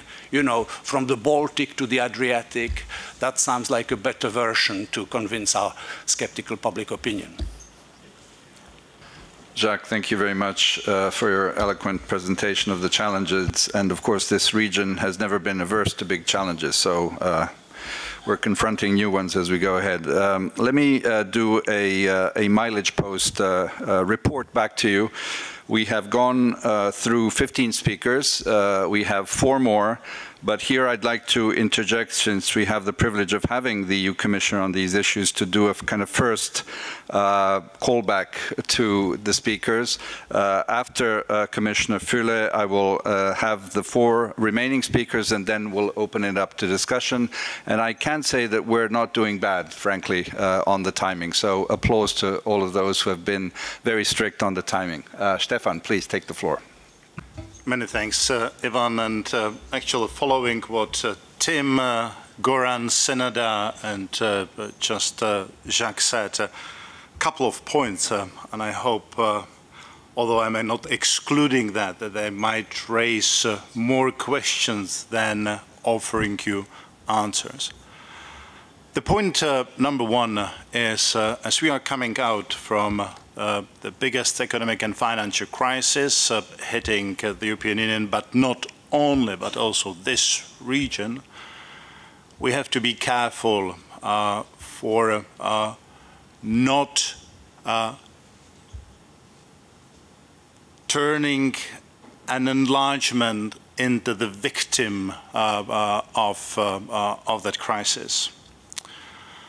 And we need to work both on this, both in the European Union, and here I'm not happy with some comments full of ambiguity from the candidate for the President of the European Commission. But at the same time, I'm not happy also to see that while many people are talking about enlargement fatigue, actually the fatigue I'm seeing in the region is a reform fatigue.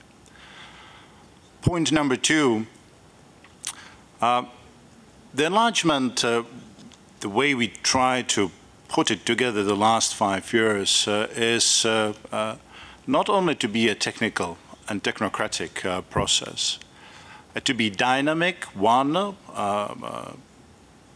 which could operate with the lessons learned and could offer actually much more than just the technocratic chapters for the applicant and candidate countries. The point number 3 is that because of that, enlargement is not, as some of you refer, the long list of technical requirements and only benchmark. It's more and more about the values.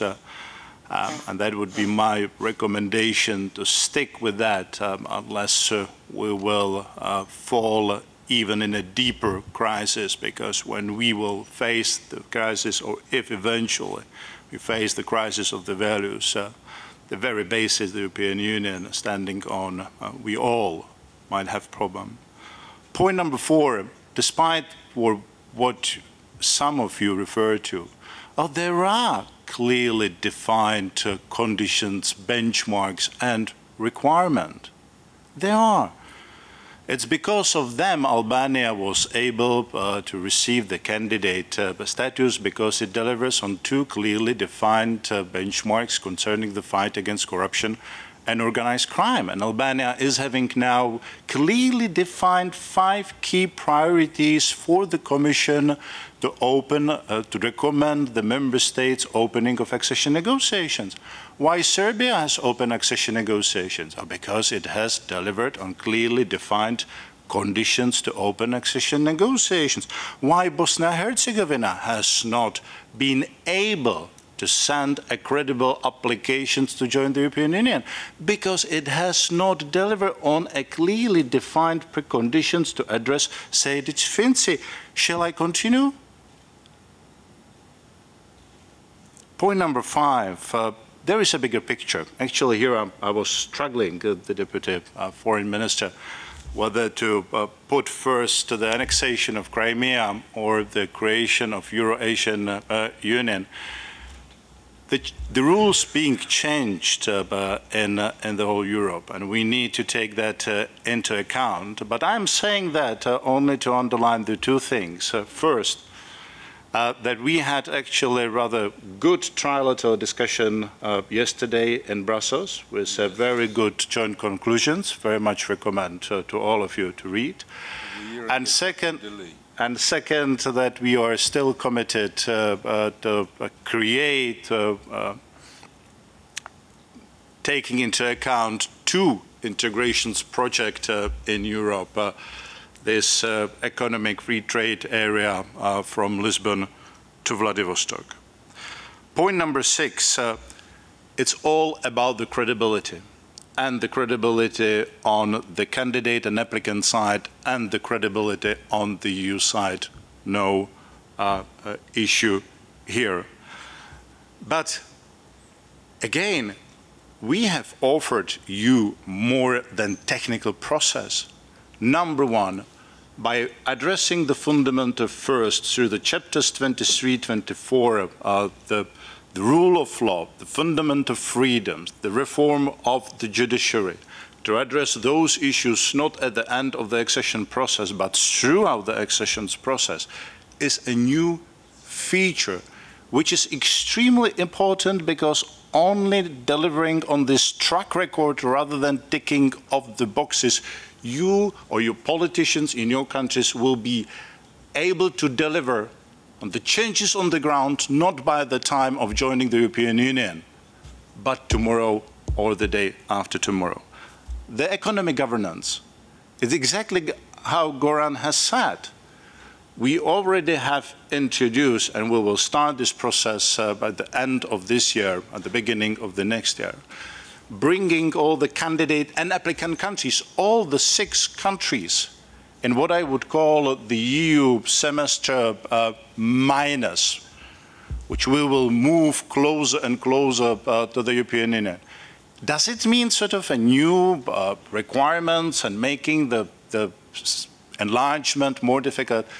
No, as I said yesterday, this is a way how to make it more sustainable. And this is how to make it clear that you could benefit from the EU policies in this area, not when you join, but that you are able to undergo all the structural reforms and address the job creation and the growth already at this point of the time. And the last point, the third point, to strengthen the credibility, that in the progress report this year, we will address the specific initiatives to strengthen democratic institutions, because this is a problematic issue almost in all candidate and applicant countries, and the strength of administrative capacity in your countries. Point number 7, it's not only about the chapters, it's not only about the accession talks, it's about all this engagement we have offered. Some of you refer to the high-level dialogue. I might refer to the structured dialogue in some of the countries. This week in Montenegro, the 6 Western Balkan countries participating in the stabilization and association process have agreed informally on the regional framework to add a multilateral dimension to the enlargement process, bringing more money from the European Union and international financial institutions to strengthen the regional infrastructure. The things are happening. We need the politicians to embrace them and to make the best use of them. The point number 8, there is one thing we might change, and this is a change, how to prepare the candidate countries. I think I said yesterday here that if we really follow the call from some politicians and we pause the enlargement while we accelerate the changes in the European Union, could anyone tell me how then we would expect the candidate countries to catch up with this process? It's already, if I see the difference which needs to be sort of walk between the current state of the candidate country and the EU, it's huge. So without sort of questioning the current enlargement policy, we will have only the 2 possibilities.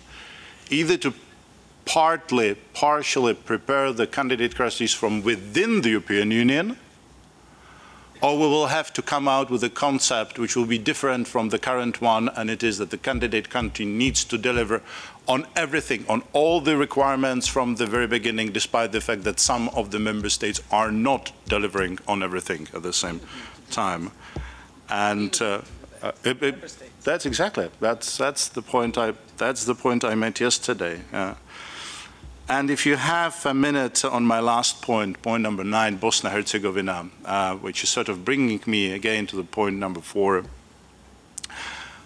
What President Dodik said concerning the genocide needs to be deplored. It's extremely unhelpful and it's dangerous in this region, and it goes against the policy of reconciliation, as clearly as that. Oh, wait. Does it make him really a problem as far as addressing the Sejdić-Finci? And am I saying that because of that, he's the one who caused us to fail on delivering on Sejdić-Finci? No, he's not. Okay? And it's not only about the political forces in federation and not only the political forces based in Sarajevo, but it's also us in the EU institutions and the countries around, I mean, who need really to reflect on the failure to help the political parties to find the solution to that. Why the solution so important? Because it builds the bridge from the Dayton to the EU.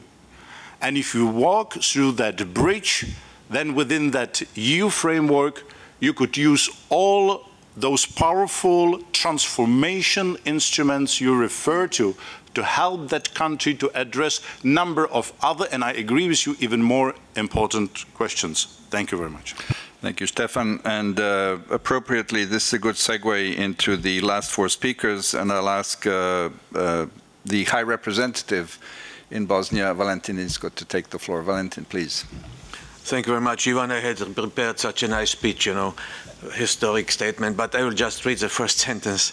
I would like to thank really Vesna Pusic and the Croatian authorities for giving us this valuable opportunity to discuss how we can make decisive steps to secure full integration of the Western Balkans into Euro-Atlantic family. And I think, Vesna, this is the best summit, Croatia summit we had so far. It's my 5th, and really the participation and the content, also this configuration here, it's very helpful for free brainstorming. Yeah. The question today looms whether the international community has a role, yeah, in general. I think yes, and it's also from my own experience. I was born together with Wolfgang Petritsch at the Iron Curtain, former Yugoslavia and Austria. We still have seen until the 60s streams of refugees coming through our villages, and Europe is now really a better place. But who helped us in our southern province? Of course, Allied forces were all over Austria. In the southern province of Carinthia, there was the British, and they introduced, by their powers, being the Allied forces, because our region is bilingual, they introduced bilingual schools, bilingual courts, bilingual newspapers, bilingual radio, so we could hear for the first time Slovenian language, because British introduced it. But after successful staying of 10 years in Austria, they left. There was no Nazism which came back. Democracy was firmly rooted, because before World War II, we had eliminated our parliament, yeah, in Austria, Dollfuss, yeah, and Marshall Plan functioned. I think this is a good model how we could also act here in the region. And international community did successfully act after Dayton. First of all, war was stopped. Secondly, say 11 years after Dayton, we introduced, together with local actors, quite a few, how to say, symbols of the state, like there was no flag, you know, or everything times 3. Yeah?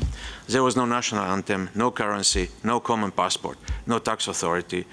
There was no common Ministry of Defense. Yeah? We have now one since 8 years. And even license plates didn't exist then, which was very important for freedom of movement. And I think Peter Sørensen was part of these efforts then to create state symbols. But then, after 11 years of, say, robust approach, there was a new policy of European Union, of international community, and we called it ownership. I think Wolfgang Petritsch is one of the fathers also, and others, Paddy Ashdown, yeah, of ownership. And this is a right philosophy. It did work in the Baltics. in Central Europe, you know, when enlargement took place. But it did not work in Bosnia-Herzegovina. So we lost, with this right philosophy, 7 or 8 years, if you like, because more laws are now being rejected than adopted at state level. Yeah? And we have all these talks still going on, like Stefan said, genocide denial, hate speech. Also, one politician from Banja Luka said, the task of the new member of the state presidency from Banja Luka will be to destroy the state. I think if we spoke yesterday about values, we must also address such issues, you know, if somebody is violating values in such a extreme way. And I think Victoria Nuland, in a transatlantic speech, and also Stefan Füle last year, they used two words which are important. She said we have to re-evaluate our approach towards Bosnia-Herzegovina, and Stefan said we have to recalibrate our approach towards Bosnia-Herzegovina, and I think this is what we need. To be brief and to come to the end, I think international community has to be in future much more united.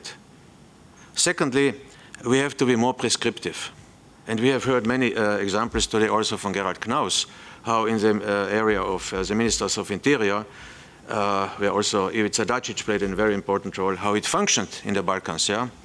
And also in Bosnia itself, for the visa liberalization process, we had 174 conditions, and they were implemented, including biometric passport. So more prescriptive. And the third one, to be more robust. And we have to build on constructive politicians. They do exist in Bosnia-Herzegovina. Unfortunately, more at lower level. We have very many, very successful municipalities, yeah, like Zvornik, who is a so-called Serb municipality, but they have 174 cooperanti, also companies, who work with Alumina Zvornik from the federation. Yeah? So it works cross-border. We have also many talents in Bosnia-Herzegovina. We have seen them in the Swiss national team. There were many Albanians, but also Bosnians. Boris Nemčić of Austria Telekom was from Sarajevo. We have so many, I think, in the governing board, the management board of Boeing. There's one, Mihailo from Macedonia. Yeah? So there are so many talents. This is another group. Talents and civil society. Yeah? Municipalities I mentioned. So we can build in future on this group of people. And together, I think we can turn around the situation. And I think as long as international community has instruments, Peter has a toolbox, I have the bomb powers, yeah? We should use these instruments, but in order to make the situation and the country more self-sustainable, yeah? For example, if I nominate a judge in a constitutional court, which didn't happen for 6 years now in the federation, it means then that the constitutional court can function on its own. Yeah? If I would say use bomb powers to have elections in Mostar, where we didn't have them for many, many years, yeah, it would mean that the municipal council could use its own ownership, you know, and there. So despite everything, I'm still optimistic, but as I said, we have to re-evaluate and recalibrate our approach towards Bosnia-Herzegovina. Thank you very much. Valentin, thank you very much. And this segues directly into one of your predecessors, High Reps, Ambassador Wolfgang Petritsch. Wolfgang. Thank you very much. Two ad hoc responses. Valentin, you have mentioned the ownership issue. Indeed, my people were inventing this concept, but we never spoke of ad hoc ownership. We installed this as a process. Because when I came there, I realized how dependent the country, politicians alike, people were on the overpowering international presence. So therefore it was necessary, and I was very much aware that this is a long process, because at the same time, while I was offering in the longer perspective that this is your country, you need to take responsibilities, odgovornost, samoodgovornost. This is the key to it.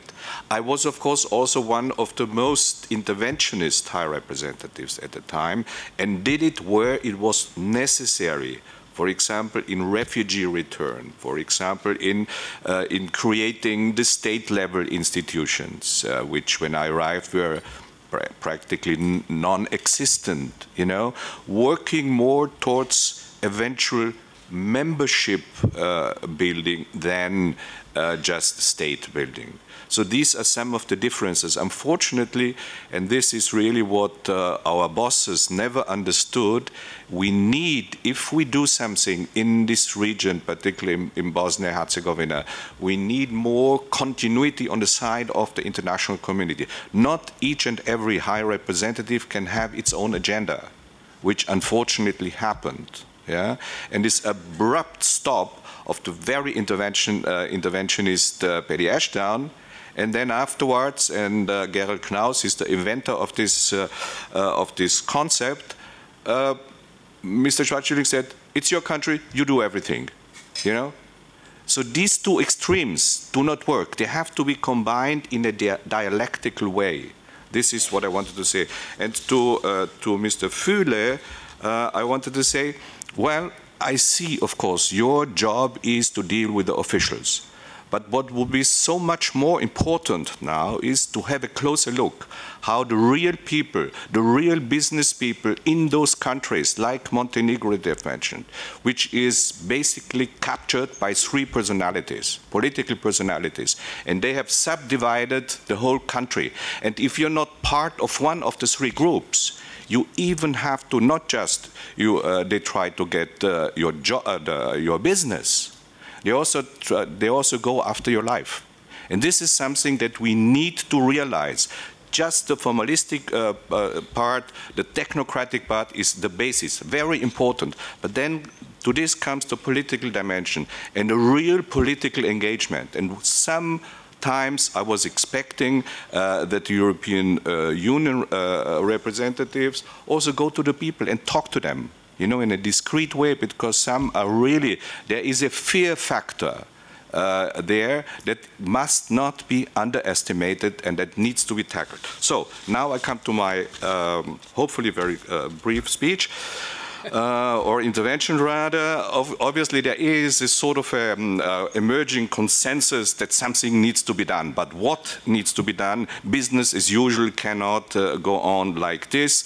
Of course it's about this kind of Shakespearean words, but then what we need is really just do it, because as was already mentioned here, there are enough and plenty, I should say, of plans around. You know, just think of the American Constitutional Initiative. I mean, sadly so for the Europeans, it was an American initiative that produced something very, very tangible. Unfortunately, it didn't work. So we should actually revisit this one. Yeah? And then, of course, the discussions now over the past couple of days were really extremely enriching, and I thank for this excellent conference, particularly Minister Pusic. It was broad, it was diverse, it was contradictory, like the region actually is. So it was a good reflection on it. Now I would like to touch on two topics, actually. It's regional cooperation and, of course, Bosnia-Herzegovina, where my heart lies. Now, regional cooperation, and I'm extremely glad that we have now Goran Svilanovic in charge of the RCC. This, obviously, in this very short period of time, he has already turned into something of a political instrument to deal with, to see this as a political challenge and not just as a bureaucratic one. Now, there is, of course, what we have seen over the past more than 20 years, and Minister Lonča referred to this, of international intervention in this region. We have this kind of dialectics of unity and division. Unity, on the one hand, is actually more, so to speak, when we talk about the problems. This region is united when it comes to the big challenges, to the unresolved problems. Of course, this is still very much an unfinished state building that we're talking about. Again, when it comes to division, it's of course very much also something that is so to speak, imposed by the European Union. These kind of various stages where the different countries in the Western Balkans are right now is rather confusing. I know there should be an individual approach, but that needs to become part and parcel of a regional approach. And there again, hopefully, the RCC is going to be empowered and entrusted with helping and assisting in creating this. There is another responsibility in the region, and this is Croatia and Serbia. These two countries have a special responsibility when it comes to straightening out the problems. I think this is one thing which is important. Kosovo, of course, was already mentioned. The European Union member states could do something about it. It's still not recognized by members of the European Union. What kind of policy is this? On the one hand, we're trying to help Kosovo and support it. They are doing an excellent job, and I'm glad to see Foreign Minister Dacic here as one of the instigators, a real historic personality in this context. But what are we doing in order to sort of turn this unfinished state into more of a real state? Yeah? Macedonia has already been referred to. Again, it's the European Union responsibility amongst the member states to figure out what to do. I appreciate when you say maybe the UN would be the better, but the UN over the UN Special Envoy or whatever he is, since 10 years, there are no results. And it's getting from worse to I don't know where, to a catastrophe, which is exactly really endangering one of the greatest achievements of the European Union, of Solana's Ohrid Agreement. We ourselves are unbundling it. There are protests right now going on in Kosovo, So, and I'm sorry, in Macedonia. Now, let me now move on to my second topic, and this is, as I've mentioned, Bosnia-Herzegovina. Now, pause, of course, will not do, particularly not in Bosnia-Herzegovina, where we are really backsliding since many, many years. And the Dayton Accords has turned from a life vest into a straitjacket. Yeah? This we need to realize. And in spite of the great efforts of Valentin and Peter, I mean, if there is no political will behind it, nothing of something positive could happen there. Clearly, we need a far more targeted engagement when it comes to Bosnia-Herzegovina, because somebody mentioned it already. This is the core of the whole regional challenge, and we need to see to it that politics there, politicians, Valentin mentioned there are politicians around who really are constructive. We need to empower them, and we need to cajole Bosnia-Herzegovina after the elections, of course, in the fall, into a much broader and more forcible, I would say, dialogue. What do you want? How do you see the future? And what can we contribute as the European Union, together with the United States and Russia and so on, in order to really straighten this out? We have to keep in mind, Bosnia-Herzegovina is the country where the international community has invested both money and women and manpower of an unprecedented weight, so to speak. Yeah?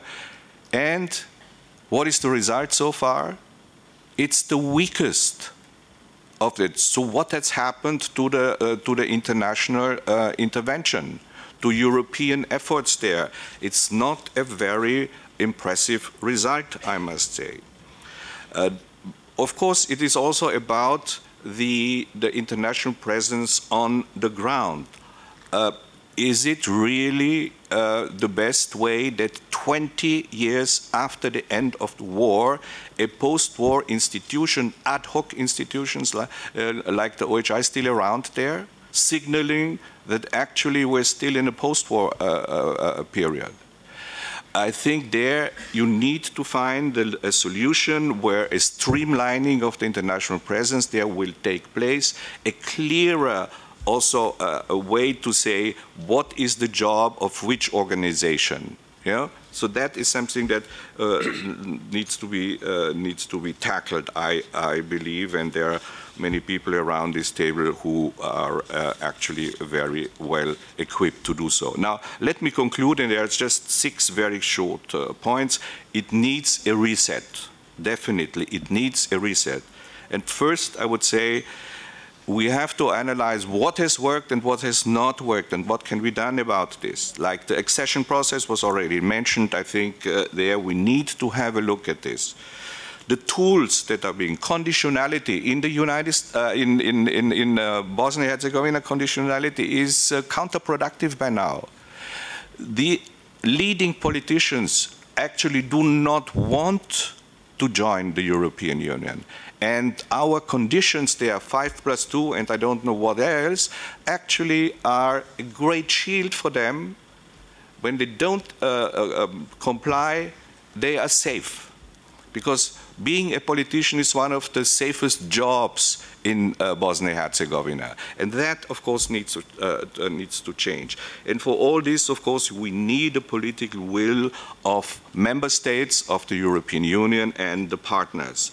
It's waiting for Godot is not going to work, as was said by Gerald Klaus. One last point, and this is my 6th and last point, take the Bosnian protest movement seriously. Support it, assist it, because this is the first movement, grassroots movement, that did have a temporary impact. And this needs to be used also. And let's be realistic and ask for a new vision for Bosnia. Thank you so much. Thank you very much, Wolfgang. Now we stay on this theme and in Bosnia with the EU ambassador, Peter Sorensen, who has, of course, as many of you know, been involved with our region for at least 2 decades. Peter. Thank you very much. I had the fortune that my boss spoke before me, so a lot of things have been said. But first of all, thanks to Vesna and thanks to you, even the way you are handling this. And let me just add a couple of practitioners from the field, leading from the saddle perspective to some of the things I said about Bosnia.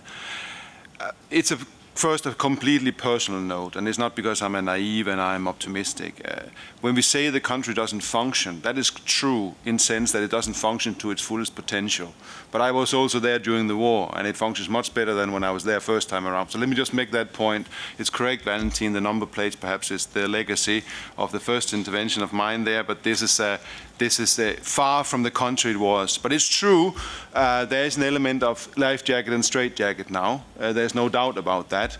This is true that there is an issue of dependency. It is true, certainly, there is an issue of continuity. When you have an ad hoc structure put in place to supervise a peace deal, an ad hoc structure that doesn't have any other structure than itself to govern it, it depends on who sits at the helm of it, and you have a change of policy every time you change its head. But this is exactly what the European Union perspective is not. It's a long-term perspective. It is not a straitjacket. For some will it be, for some of the politicians for sure it will be, because corruption, fighting corruption and all these sort of things, they will not welcome some of the things that we are going to impose. But the European Union perspective for the country is probably the only place where some of those things that have been rightfully pointed out today, that they can be discussed.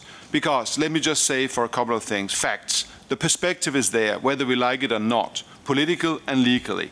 Facts. There is a declared interest from politicians, but certainly the declared interest from the population, which is growing, by the way, completely counterintuitive, but it is, that they want to become a member of the European Union.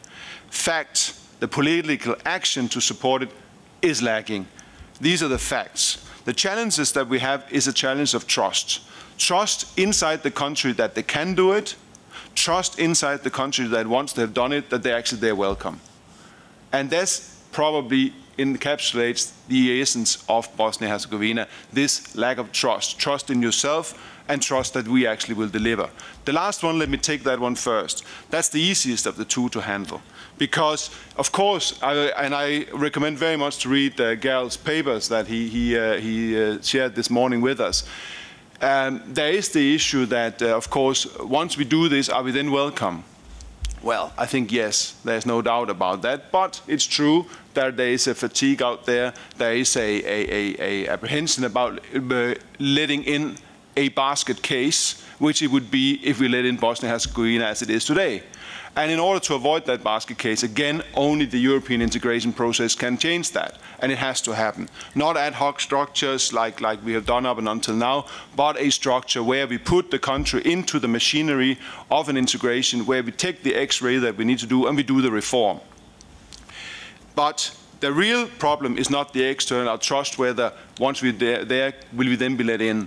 The real challenge there is the trust inside the country. Can we do it?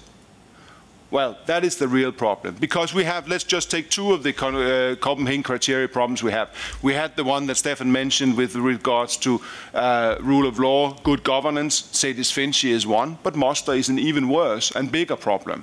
We have the country not being governed the way it should do, some of which is constitutional problems, some of which is lack of political will. But the real problem, is that really the governance structure? No, the real problem is what stuck its head out and manifested itself in February with the demonstrations, and that is that the economic fundamentals of the country is not there. And that's the real problem. You have a society in which you spend the double amount of money on social assistance in a manner that is where normally you would spend 40% of your social assistance on the poorest fifth of the country. In Bosnia-Herzegovina, you spend 20% on the poorest fifth. Why? Because you have a social structure that is built up about status and not of needs. Can you attack that? Well, then you have to discuss with the war veterans. You have to discuss with all those who have well-established rights. So you have a fundamental problem there. When you can't reform the social system, you can't reform the labor market system, because if you have to get rid of some of the flexibilities on the labor market system, you have to be able to put people into the social system.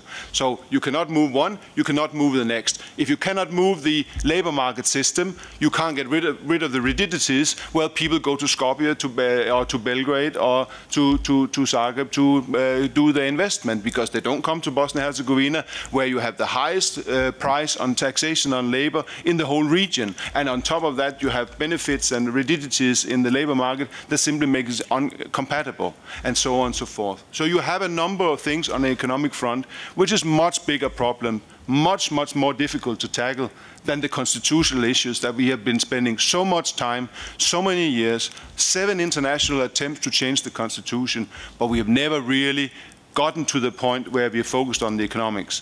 And this is what Stefan said, he said, let's rejig it now. We have tried to push this issue of Sedis Finci for so long. Why? Because there was a last hurdle to get into the integration process and catch up with the rest of the region. But we simply came to the conclusion, if we don't focus on the economics, this will be a basket case, and we cannot allow that. And therefore, the economics of this place is really the number one trouble and number one concern we have right now, while at the same time we need to deal with the other Copenhagen criteria of good governance and human rights. So therefore, let me conclude the state of play from the field with one thing. The country has to have the assistance to do the necessary reforms, which is not in the current situation able or willing to carry through. And what can do that? There's only one thing, and the best thing that has happened to Bosnia-Herzegovina's European Union perspective in 2013 and 2014 is that Serbia and Kosovo moved forward. A bit bizarre, but that's how it is. So with that, I'll conclude my intervention. Thank you very much, Peter. Thank you very much, Ambassador Sorensen. The last speaker on my list before we open it up to the floor is Mr. Gerner Erler, and I left Gerner for the end because he was able yesterday to give his views as he introduced his session. But Gerner, we're welcoming your remarks right now. Thank you, Chairman. I have only 2 points left from our discussion of the last 2 days. First, I come back to my issue from yesterday in my introductory remarks to the second panel. I tackled the timetable of the future enlargement of the EU. We all know the situation. Croatia became the first country and the first member in the process of Thessaloniki after 8 years of very intensive work and complicated negotiations. Montenegro started negotiations in 2012, Serbia officially in the beginning of this year, and all the others are in the status of candidateship or not yet applicants. We have heard a forecast that maybe the next membership will become only at the end of this decade, and the next ones nobody knows. That's my concern regarding the momentum we desperately need from the enlargement process and regarding the credibility of the European future of the whole region. In that context, I call for relevant intermediate steps. As addition to the main enlargement strategy, steps like in the past the Stability Pact or the SAP, and after our discussions in 3 panels, I'm convinced there is indeed a need for an additional momentum produced maybe by a second phase of the Stability Pact or something similar to this, with the RCC in a leading role with new projects of regional importance and in favor of regional cooperation, and Goran maybe not only economic ones. My second point, I have noticed the proposal we should speak more about an integration process instead of the enlargement process of the EU. What does it mean? Indeed, integration is a long-term challenge and does not end with the EU membership. We have common values, common conduct, common visions in the EU, but very often a lack of implementation. Maybe we have to consider how a common European political culture could become a common goal of our entire European family.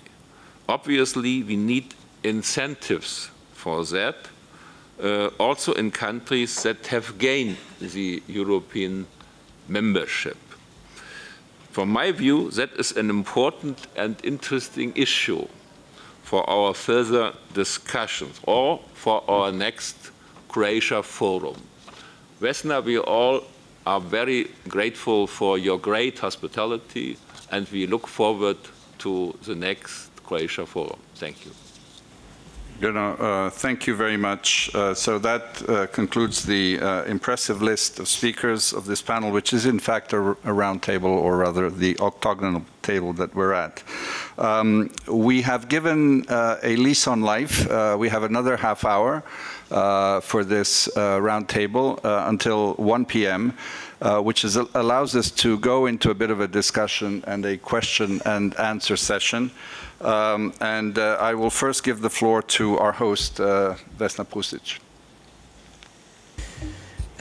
Thank you very much. Since this was meant to be a round table, we thought that we will have a little bit of time at the end to also comment and react to what has been said. I have to say, and I will take the floor at the end to thank you all again, but I want to first of all thank Ivan Vejvoda, who I thought that among us is, myself absolutely included, is the only one who could have done this. With so many interesting speakers around the table. I want to also thank all the speakers, and I must say that I'm actually extremely excited about what has happened here, because I've now been involved in the EU process from the perspective of Croatia for, 12 years? 13 years, so since the beginning. I've set different EU-related meetings, councils, conferences, whatever you want. since January of 2012 after our referendum.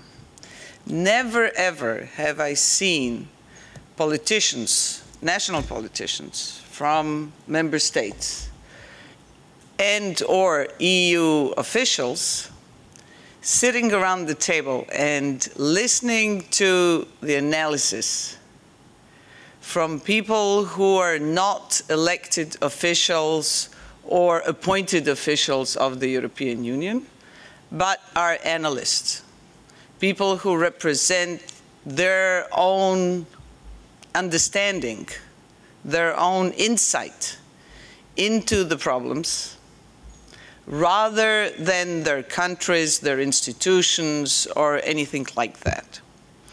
And I find it as an elected official and as a foreign minister of a member state, so in some ways as a co-creator also of some of the policies of the European Union, this extremely beneficial.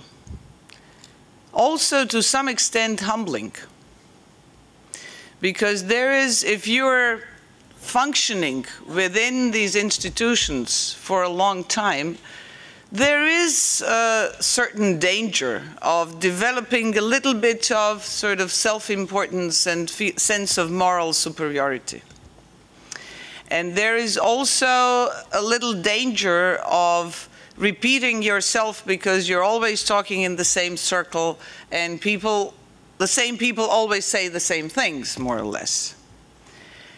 And there is also a little danger of certain taboos introduced in these circles. There are some things that you simply don't say. Even if people think them, they don't say them. So for me, and I'm now speaking but I really believe also for my colleagues who are in the same position of either being elected officials or being EU officials, or both, as in our case,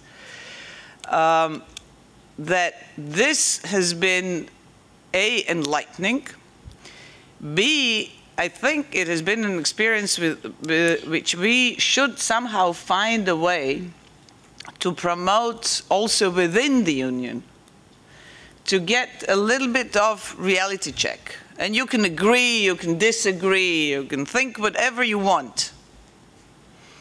But first of all, it challenged the conventional wisdom. It challenged the sort of agreed upon positions, statements, taboos, unspeakable things. And in that sense, I think it has brilliantly accomplished its purpose here to show that, and experiment, actually for us it was an experiment, to see whether we can in a useful way put together people who don't want to, are not in a position to represent the countries, but know a lot about the issues that representatives of the countries talk about, and can make an input and a contribution, whether we can somehow talk together in a useful way and in a usable way. And I must say, at least for myself, the answer is a resounding yes. So thank you very much for that. I would also like to use a little bit of time for Bosnia-Herzegovina, but maybe I will do that at the end. Thank you. Miroslav, the floor is to Minister of Foreign Affairs and Deputy Prime Minister Miroslav Lajčák. Thank you, and I also want to applaud this idea to do something new and different from what we are used to. It's risky business, but thanks to all of you and even in the first place, it was stimulating, generated some new ideas, but also repeated some old cliches, particularly when it comes to the contributions from the region. It was more about what the EU does wrong or not enough, rather than what we in the Western Balkans should do better and more. And I applaud the two ladies, Hedvig and Senada, for not joining that approach. It's the fact is that What I haven't heard enough is that what makes the difference is the political will, courage, responsibility, and leadership. And this is what allowed for Serbia to progress and what not allowed Bosnia-Herzegovina or Macedonia to progress, because there is no political will among the local leaders, and this cannot be substituted by any pressure from outside. So instead of asking or putting the blame on the European Union or criticizing the EU for not doing enough, not doing well enough, it's better and more important to ask for ourselves, what can we do more, what can we do better? And there are so many things when you, non-executive leaders, but people who have their role and their authority within your societies can do, namely building the elements and pillars of democratic society, vibrant civil society, independent media. They are terrible when they are independent. We hate them, but the fact is that they serve as watchdogs. And we correct our behaviors and our instincts because we know that they are here. Take care about the youth, of course, and make sure that all the standard democratic principles are applied in your countries. And you can do a lot about it. Stop playing the game about blame this or that personality, political leaders. It will not help. Try to help to change the atmosphere so that type of statements or type of policies, as Mr. Dodik represents, will be seen as ridiculous. But stop believing that if this or that politician is gone, everything will be changed. I like the Goran's narrative, and I agree with you that from now on it's different. But knowing the European Union inside out, I'm also not very optimistic that we will be able to present it in a way that we are not pushing for lowering the criteria. So this will be the biggest challenge. And probably even more important, that this will not be interpreted in the countries of the Western Balkans as, again, as a message that EU is going to do things differently and will do more for you, and you will have to do, or you will be allowed to do less. And to Stephen's question, if I was asked by Tim that same question he asked Federica, I wouldn't say yes. Because it makes no sense for me to get more involvement into the Bosnian affairs if the Bosnian leaders are enjoying the fact that ever since the April package of 2006 up until the Sejdic-Finčić case earlier this year, they say no to every international community's initiative, and it makes them more popular back home. Or what international negotiations would help the Macedonian Prime Minister to change his attitude if it's these policies that have helped him to win the parliamentary elections 4 times. The fact that he's losing his country doesn't seem to be relevant to him, but I would advise strongly against any international role if there is no will.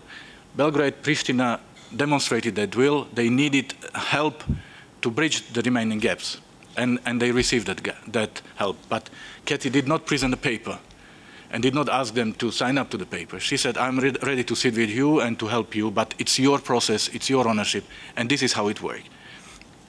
Gerald is very much right, as always. There is no enlargement fatigue, but there is hostility against enlargement in certain European circles. And don't blame the European Union for it. It's the fact that European Union or many political leaders, political parties, do not see continuation of enlargement process as something that will make the EU stronger and more efficient. And this is the main responsibility for this region, for your leaders and for you. Produce good news, convinced by what you do and not by what you say, that enlargement is equally beneficial for the European Union as it is for you, because it's not a humanitarian assistance, it's certainly not one-way street, and certainly not a gift that EU owes to present to you. Unless we understand that this is what we are talking about, we will be meeting for years, continuing the same blame game. Thanks. Thank you very much. Who would like to take the floor? Okay, first here, Mr. Blecker. Thank you very much, Ivan, dear Madam Minister, dear participants. I think this was a very, very useful exercise to do this in-depth analysis of the present state of affairs. But I think the most important conclusion we can draw from this meeting, I think, is that really the region is willing to take the initiative and really take things in their own hands. And I think this Croatia Forum is a good example for that. And when next week the heads of state in the process of the Berdo-Brioni, have a meeting in the context of the Berdo-Brioni process, this will be another big step.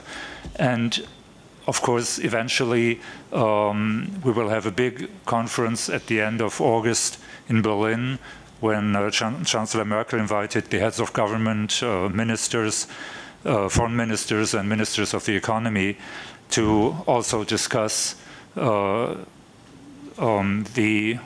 way of the Western Balkans into the European Union, to reconfirm the commitment, certainly of the German government, to this process.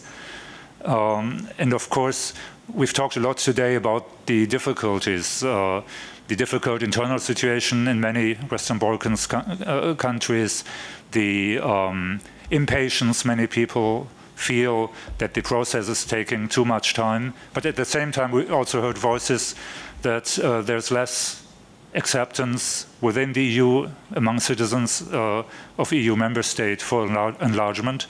So in the end, I think the only conclusion can be that we have a process that is working. We have to show that the process is alive. We already see that there are results. Croatia joined the European Union last year. We have 4 candidate countries. We have 2 candidate countries having negotiations. But of course, this is not enough. And therefore, I think it is very important to draw attention to the Western Balkans, to the process, to help Commissioner Füle and all his people in the Commission to make progress. And I think then, in parallel to that, I think I would just repeat what Mr. Eller and some others also said, that we really have to think about concrete projects in the region, that there is a lot to do as far as infrastructure is concerned, communications, transport, energy. Old links have to be reestablished, new links can be formed, and this is certainly a task that can be done anyway in parallel to the sometimes arduous accession process, but necessary process, because we have to have acceptance in the acceding countries, but also in the member state countries. Thank you very much. Thank you. The floor is now to Mr. Ivica Dačić, the first Deputy Prime Minister and Foreign Minister of Serbia. Hvala, ja ću govoriti veoma kratko da ne bi komplikovao situaciju na Balkanu. I ja žalim što se nisam tako temeljno pripremio za ovaj okrugli sto kao moje kolege, jer smo sinoć imali dosta posla na konkretnom zbližavanju Hrvatske i Srbije. Ali drago mi je da sam ovdje, ja prvi put učestvujem na ovom forumu i želeo bih samo da dam nekoliko zapažanja. Prvo, mislim da je tačno da često se koristi reč umor. I mogu da podelim saglasnost da je to tačno. Samo imate različite vrste zamora i umora. Jedan je zamor od proširenja, drugi je, kako je rekao Štefan malo pre, zamor od reformi, što je inače tačno, zato što ja od kad znam za sebe, a imam 48 godina, Jugoslavija i Srbija se nalaze u reformama. Još od Milke Planinca i Budimira Lončara,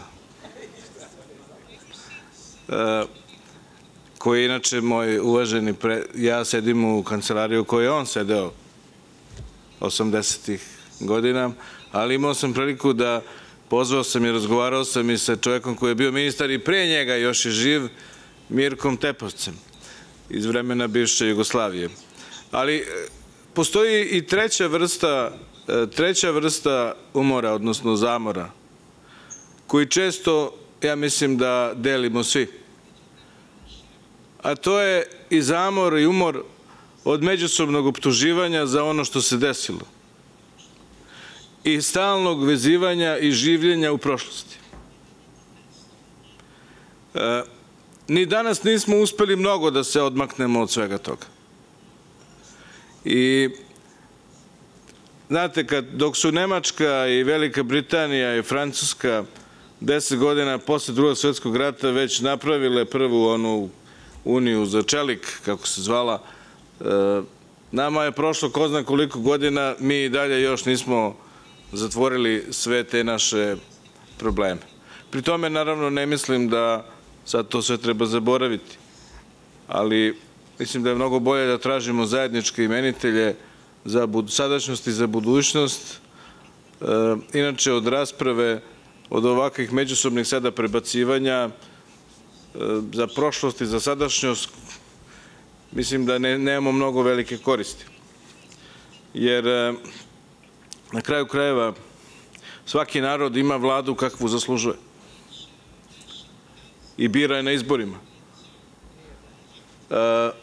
Hoćete da kažete da nije valjda narod zaslužio tako slabu vladu. Nažalost, to nisam ja rekao, citiram političke teoretičari koji su o tome govorili. Ne možemo mi na okruglom stolu izmeniti budućnost Bosne i Hercegovine. Drugo, Srbija je jasno rekla, ja sam najviše od svih prestolnica boravio u Sarajevu. I jasno sam rekao da Srbija apsolutno stoji iza Dejtonskog sporazuma. Nije ga Srbija izmislila, u ostalom pisali su ga Amerikanci. Treće, to ne znači da niti Banja Luka ima da se ljuti ako Srbija ide u Beograd i u Sarajevo, niti pak Sarajevo ima da se ljuti ako se komunicira i razgovara sa Banja Lukom, zato što je to postulat Dejtonskog sporazuma, odnosno to su neki specijalni odnosi koji ne treba da narušavaju teritorijalni integritet i suverenitet Bosne i Hercegovine. Uostalom, kao što ste videli, prva poseta novog premijera, a i moja jedna od prvih poseta je upravo, dok sam ja bio premijer, bila poseta Sarajevu. I sa tog aspekta Srbija stvarno nema nikakve negativnog uticaja na situaciju u Bosni i Hercegovini. Naprotiv, želimo da se zadrži mir i da se pronađe odgovarajući zajednički jezik.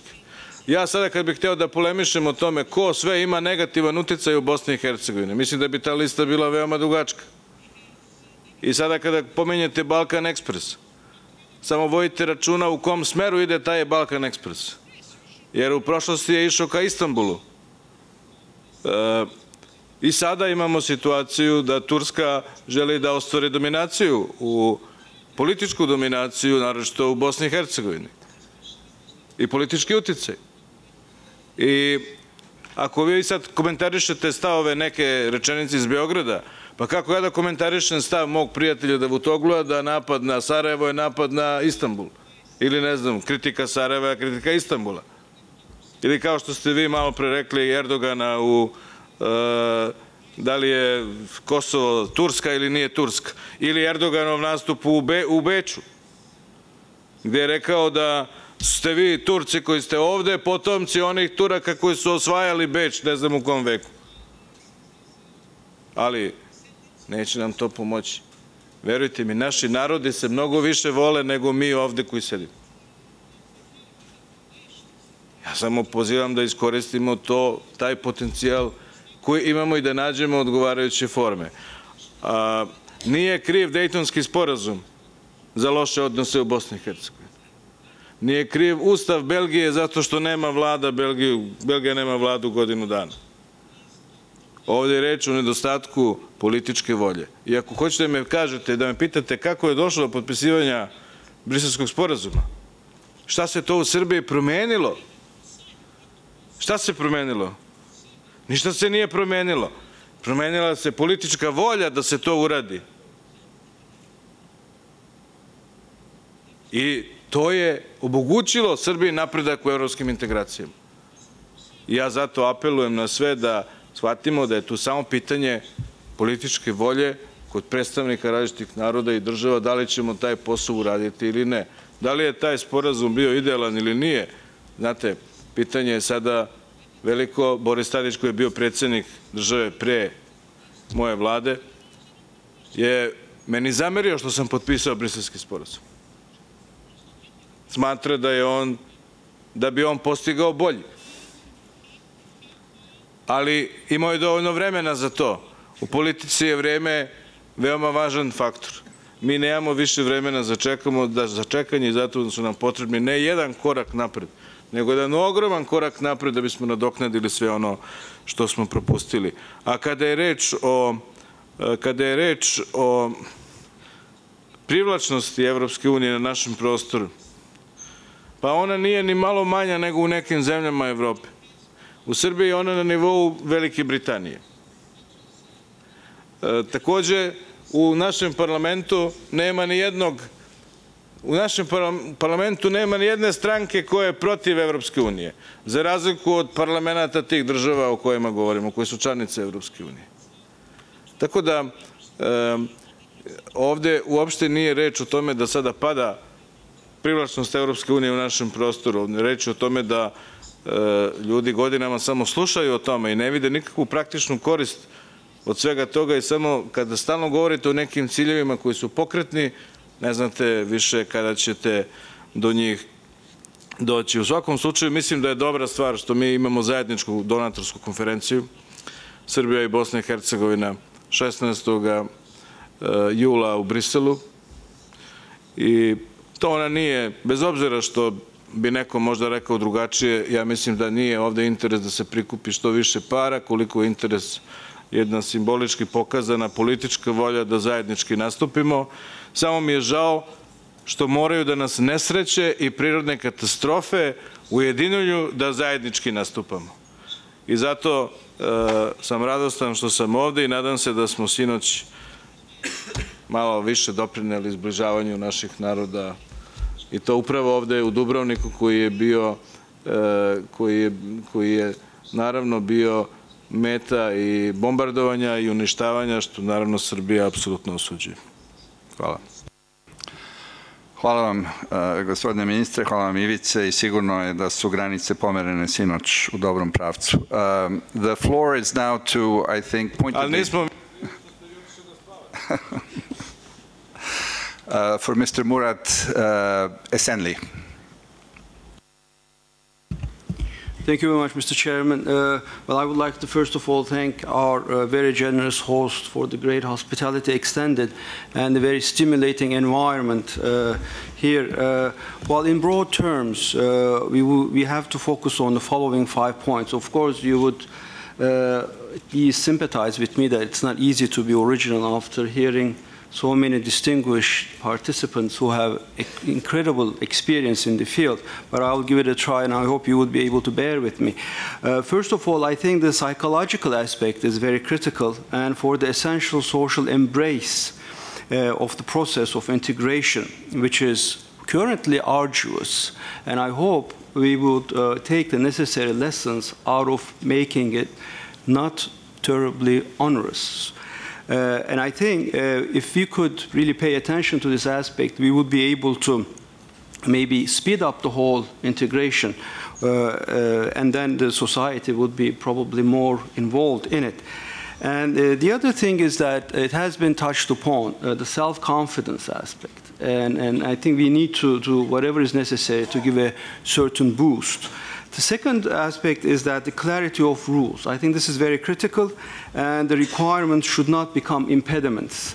And let's not cause reform fatigue, where at this point we have externally enlargement fatigue. And this is an aspect that has been raised by His Excellency Mr. Timmermans yesterday. So the third one is that the capacity building for individual states. Of course, you would all agree with me that there is a very rigorous nature of integration and harmonization. And we have to take a more I think, country-sensitive approach there. And as the Turkish saying goes, let's not burn the mattress because of the bed bugs. Yes, there will be certain elements which needs to be addressed, but I don't think we should be really hampered by their existence. And the fourth one is that we have to double our efforts for economic prosperity for all. And we have to mobilize financial means and to revive the economies. And while doing that, I think we have to keep the youth unemployment in mind. And of course, while doing that, at the same time, we should not wait for the European Union to come to rescue each time there's a problem. And fifth point is that while strategic shifts are taking place elsewhere in the continent, and I think we have to be very conscious of not turning this region into a political lightning rod. So there are certain inclinations, there are certain reflexes, and I think we have to be very conscious of this. And then, of course, one of the other last elements that I want to make is that the integration into European Union should not be limited to the Western Balkans. And we think that the wise words of Deputy Prime Minister of Slovakia yesterday, he said that the EU integration will not be complete without the whole of the Balkans, and we fully agree with that. And lastly, just to make a clarification to Mr. Putnik's comments about my Prime Minister's words, I just want to remind that we have more Kosovars living in Turkey than in Kosovo proper. So his words were definitely geared toward the humanitarian aspect of it. So, and to tell you the truth, we would definitely not be offended if somebody from any region in the Balkans identified their city or country with that of mine or any city in Turkey. Thank you so much.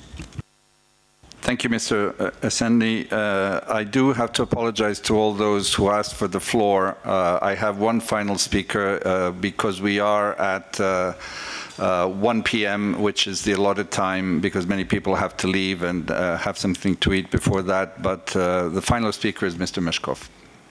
Thank you very much. Two very short points. After hearing today's discussion, I am once again convinced that for any new future member of the EU, it will be much more difficult to access to the EU as it was for the previous one, for the simple reason, as it was in Croatia in those 13 years, the jurisdictions, acquis communautaire has changed drastically. Many new things will come during this period of the negotiation process. But we also face the same problem. So I'm sure that as a mechanism, preventive information mechanism is needed, because newcomers or neighbors, they have to understand the evolution of your legislation to be adapted. For example, for us it was a very important revelation, the third energy package. And it influenced us seriously on our energy strategy in Europe. And the second point about Bosnia, once again I want to stress that we need an infrastructural, economic projects in Bosnia which can work for both sides. Many of you know that near here we have a broad plant. A broad plant, it is in Republika Srpska, but this plant pays in taxes 300 million euros per year, and 200 millions are going to the Federation. Only 100 remains in Republika Srpska. And more the projects of such types we have, it would be easier to survive for the state of Bosnia and Herzegovina. Thank you. Thank you very much, Mr. Meshkov. And before I give the final word to Minister Pusic, our host, I would like to abuse the chair for 2 minutes of myself. I've been very self-controlled. I've had many things to say, but I would like to just conclude with some general thoughts of my own here. And I thank you for your patience. First thing is, this region has been the playground of empires throughout the centuries.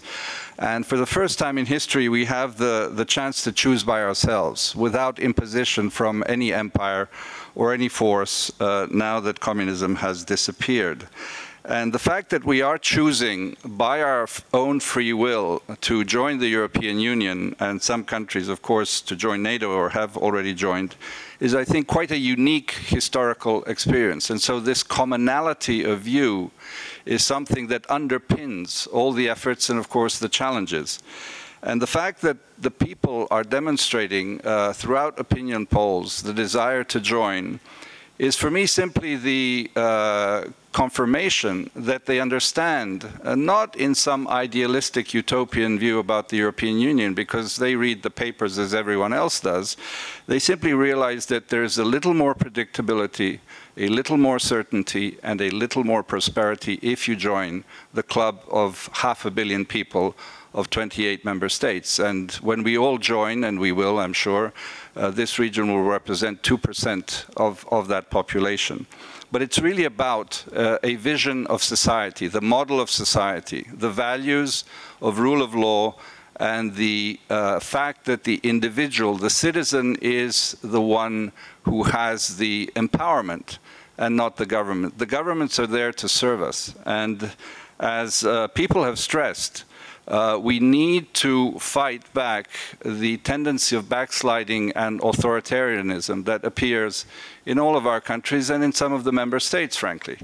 This temptation of authoritarian behavior is bad. Those who are elected for public office need to understand that they will be criticized, and that is the way to reinforce democracy, to have a strong civil society, to have independent voices who can challenge bad decisions of a government. There will always be bad decisions, not only good ones. And I think for those of us who grew up under communism, we remember something called criticism and self-criticism. And of course, that was a sham.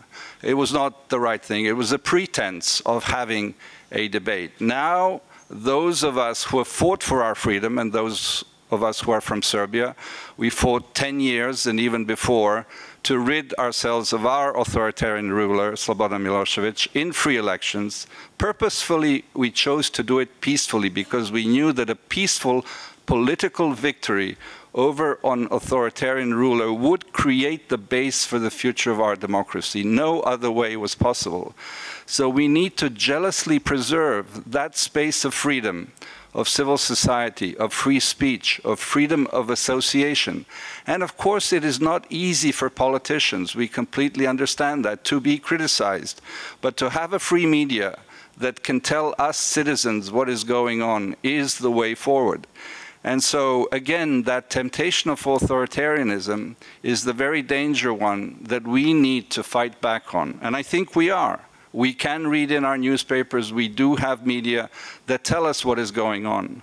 The other thing that the publics are wary of is this link between, to put it very politely, business and politics, between oligarchs and politics who are scratching each other's back, and we see that in all of our countries. And the fact that Prime Minister Vučić won with 48% is because, among other things, he engaged in a fight against corruption, against oligarchs who are not paying the taxes that they are due.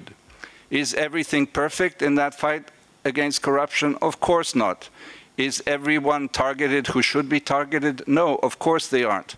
But what is important is that the people see that there is the determination, the leadership, and the political will to go in that direction. And we must see to it, as those who have elected our leaders, that they fulfill the promises that they have given. Otherwise, as has been said, there will be the next elections and we will be able to choose. Again, nothing perfect.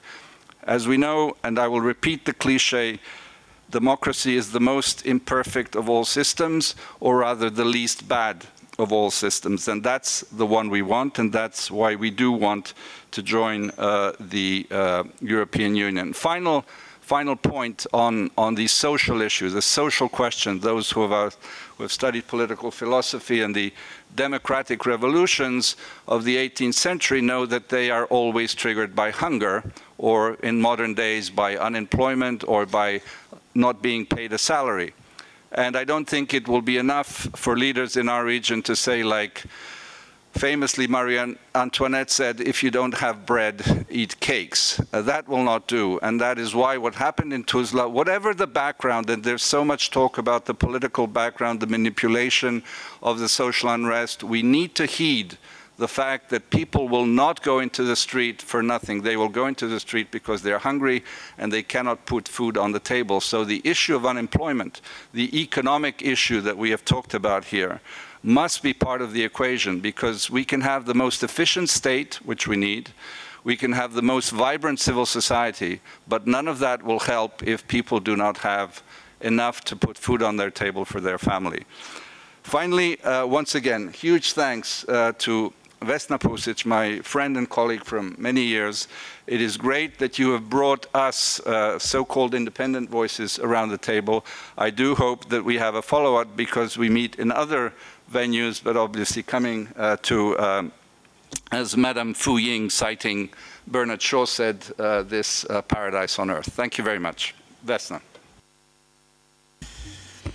Maybe I should just remain silent after your sort of beautiful closing of this session. I can't resist to say a few sentences on Bosnia-Herzegovina. We disagree on many things. We discussed many things here. But I think one thing is certain, and this is that we do need a new approach, tailor-made approach to Bosnia-Herzegovina, and we do need a proactive European Union.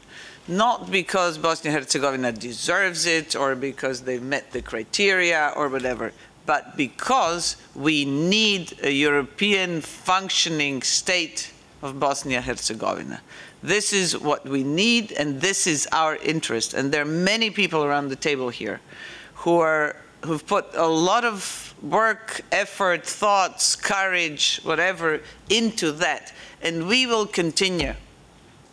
And one advantage to us, as the crowd around the table, as people from the region, regardless elected or people who are analysts and political analysts.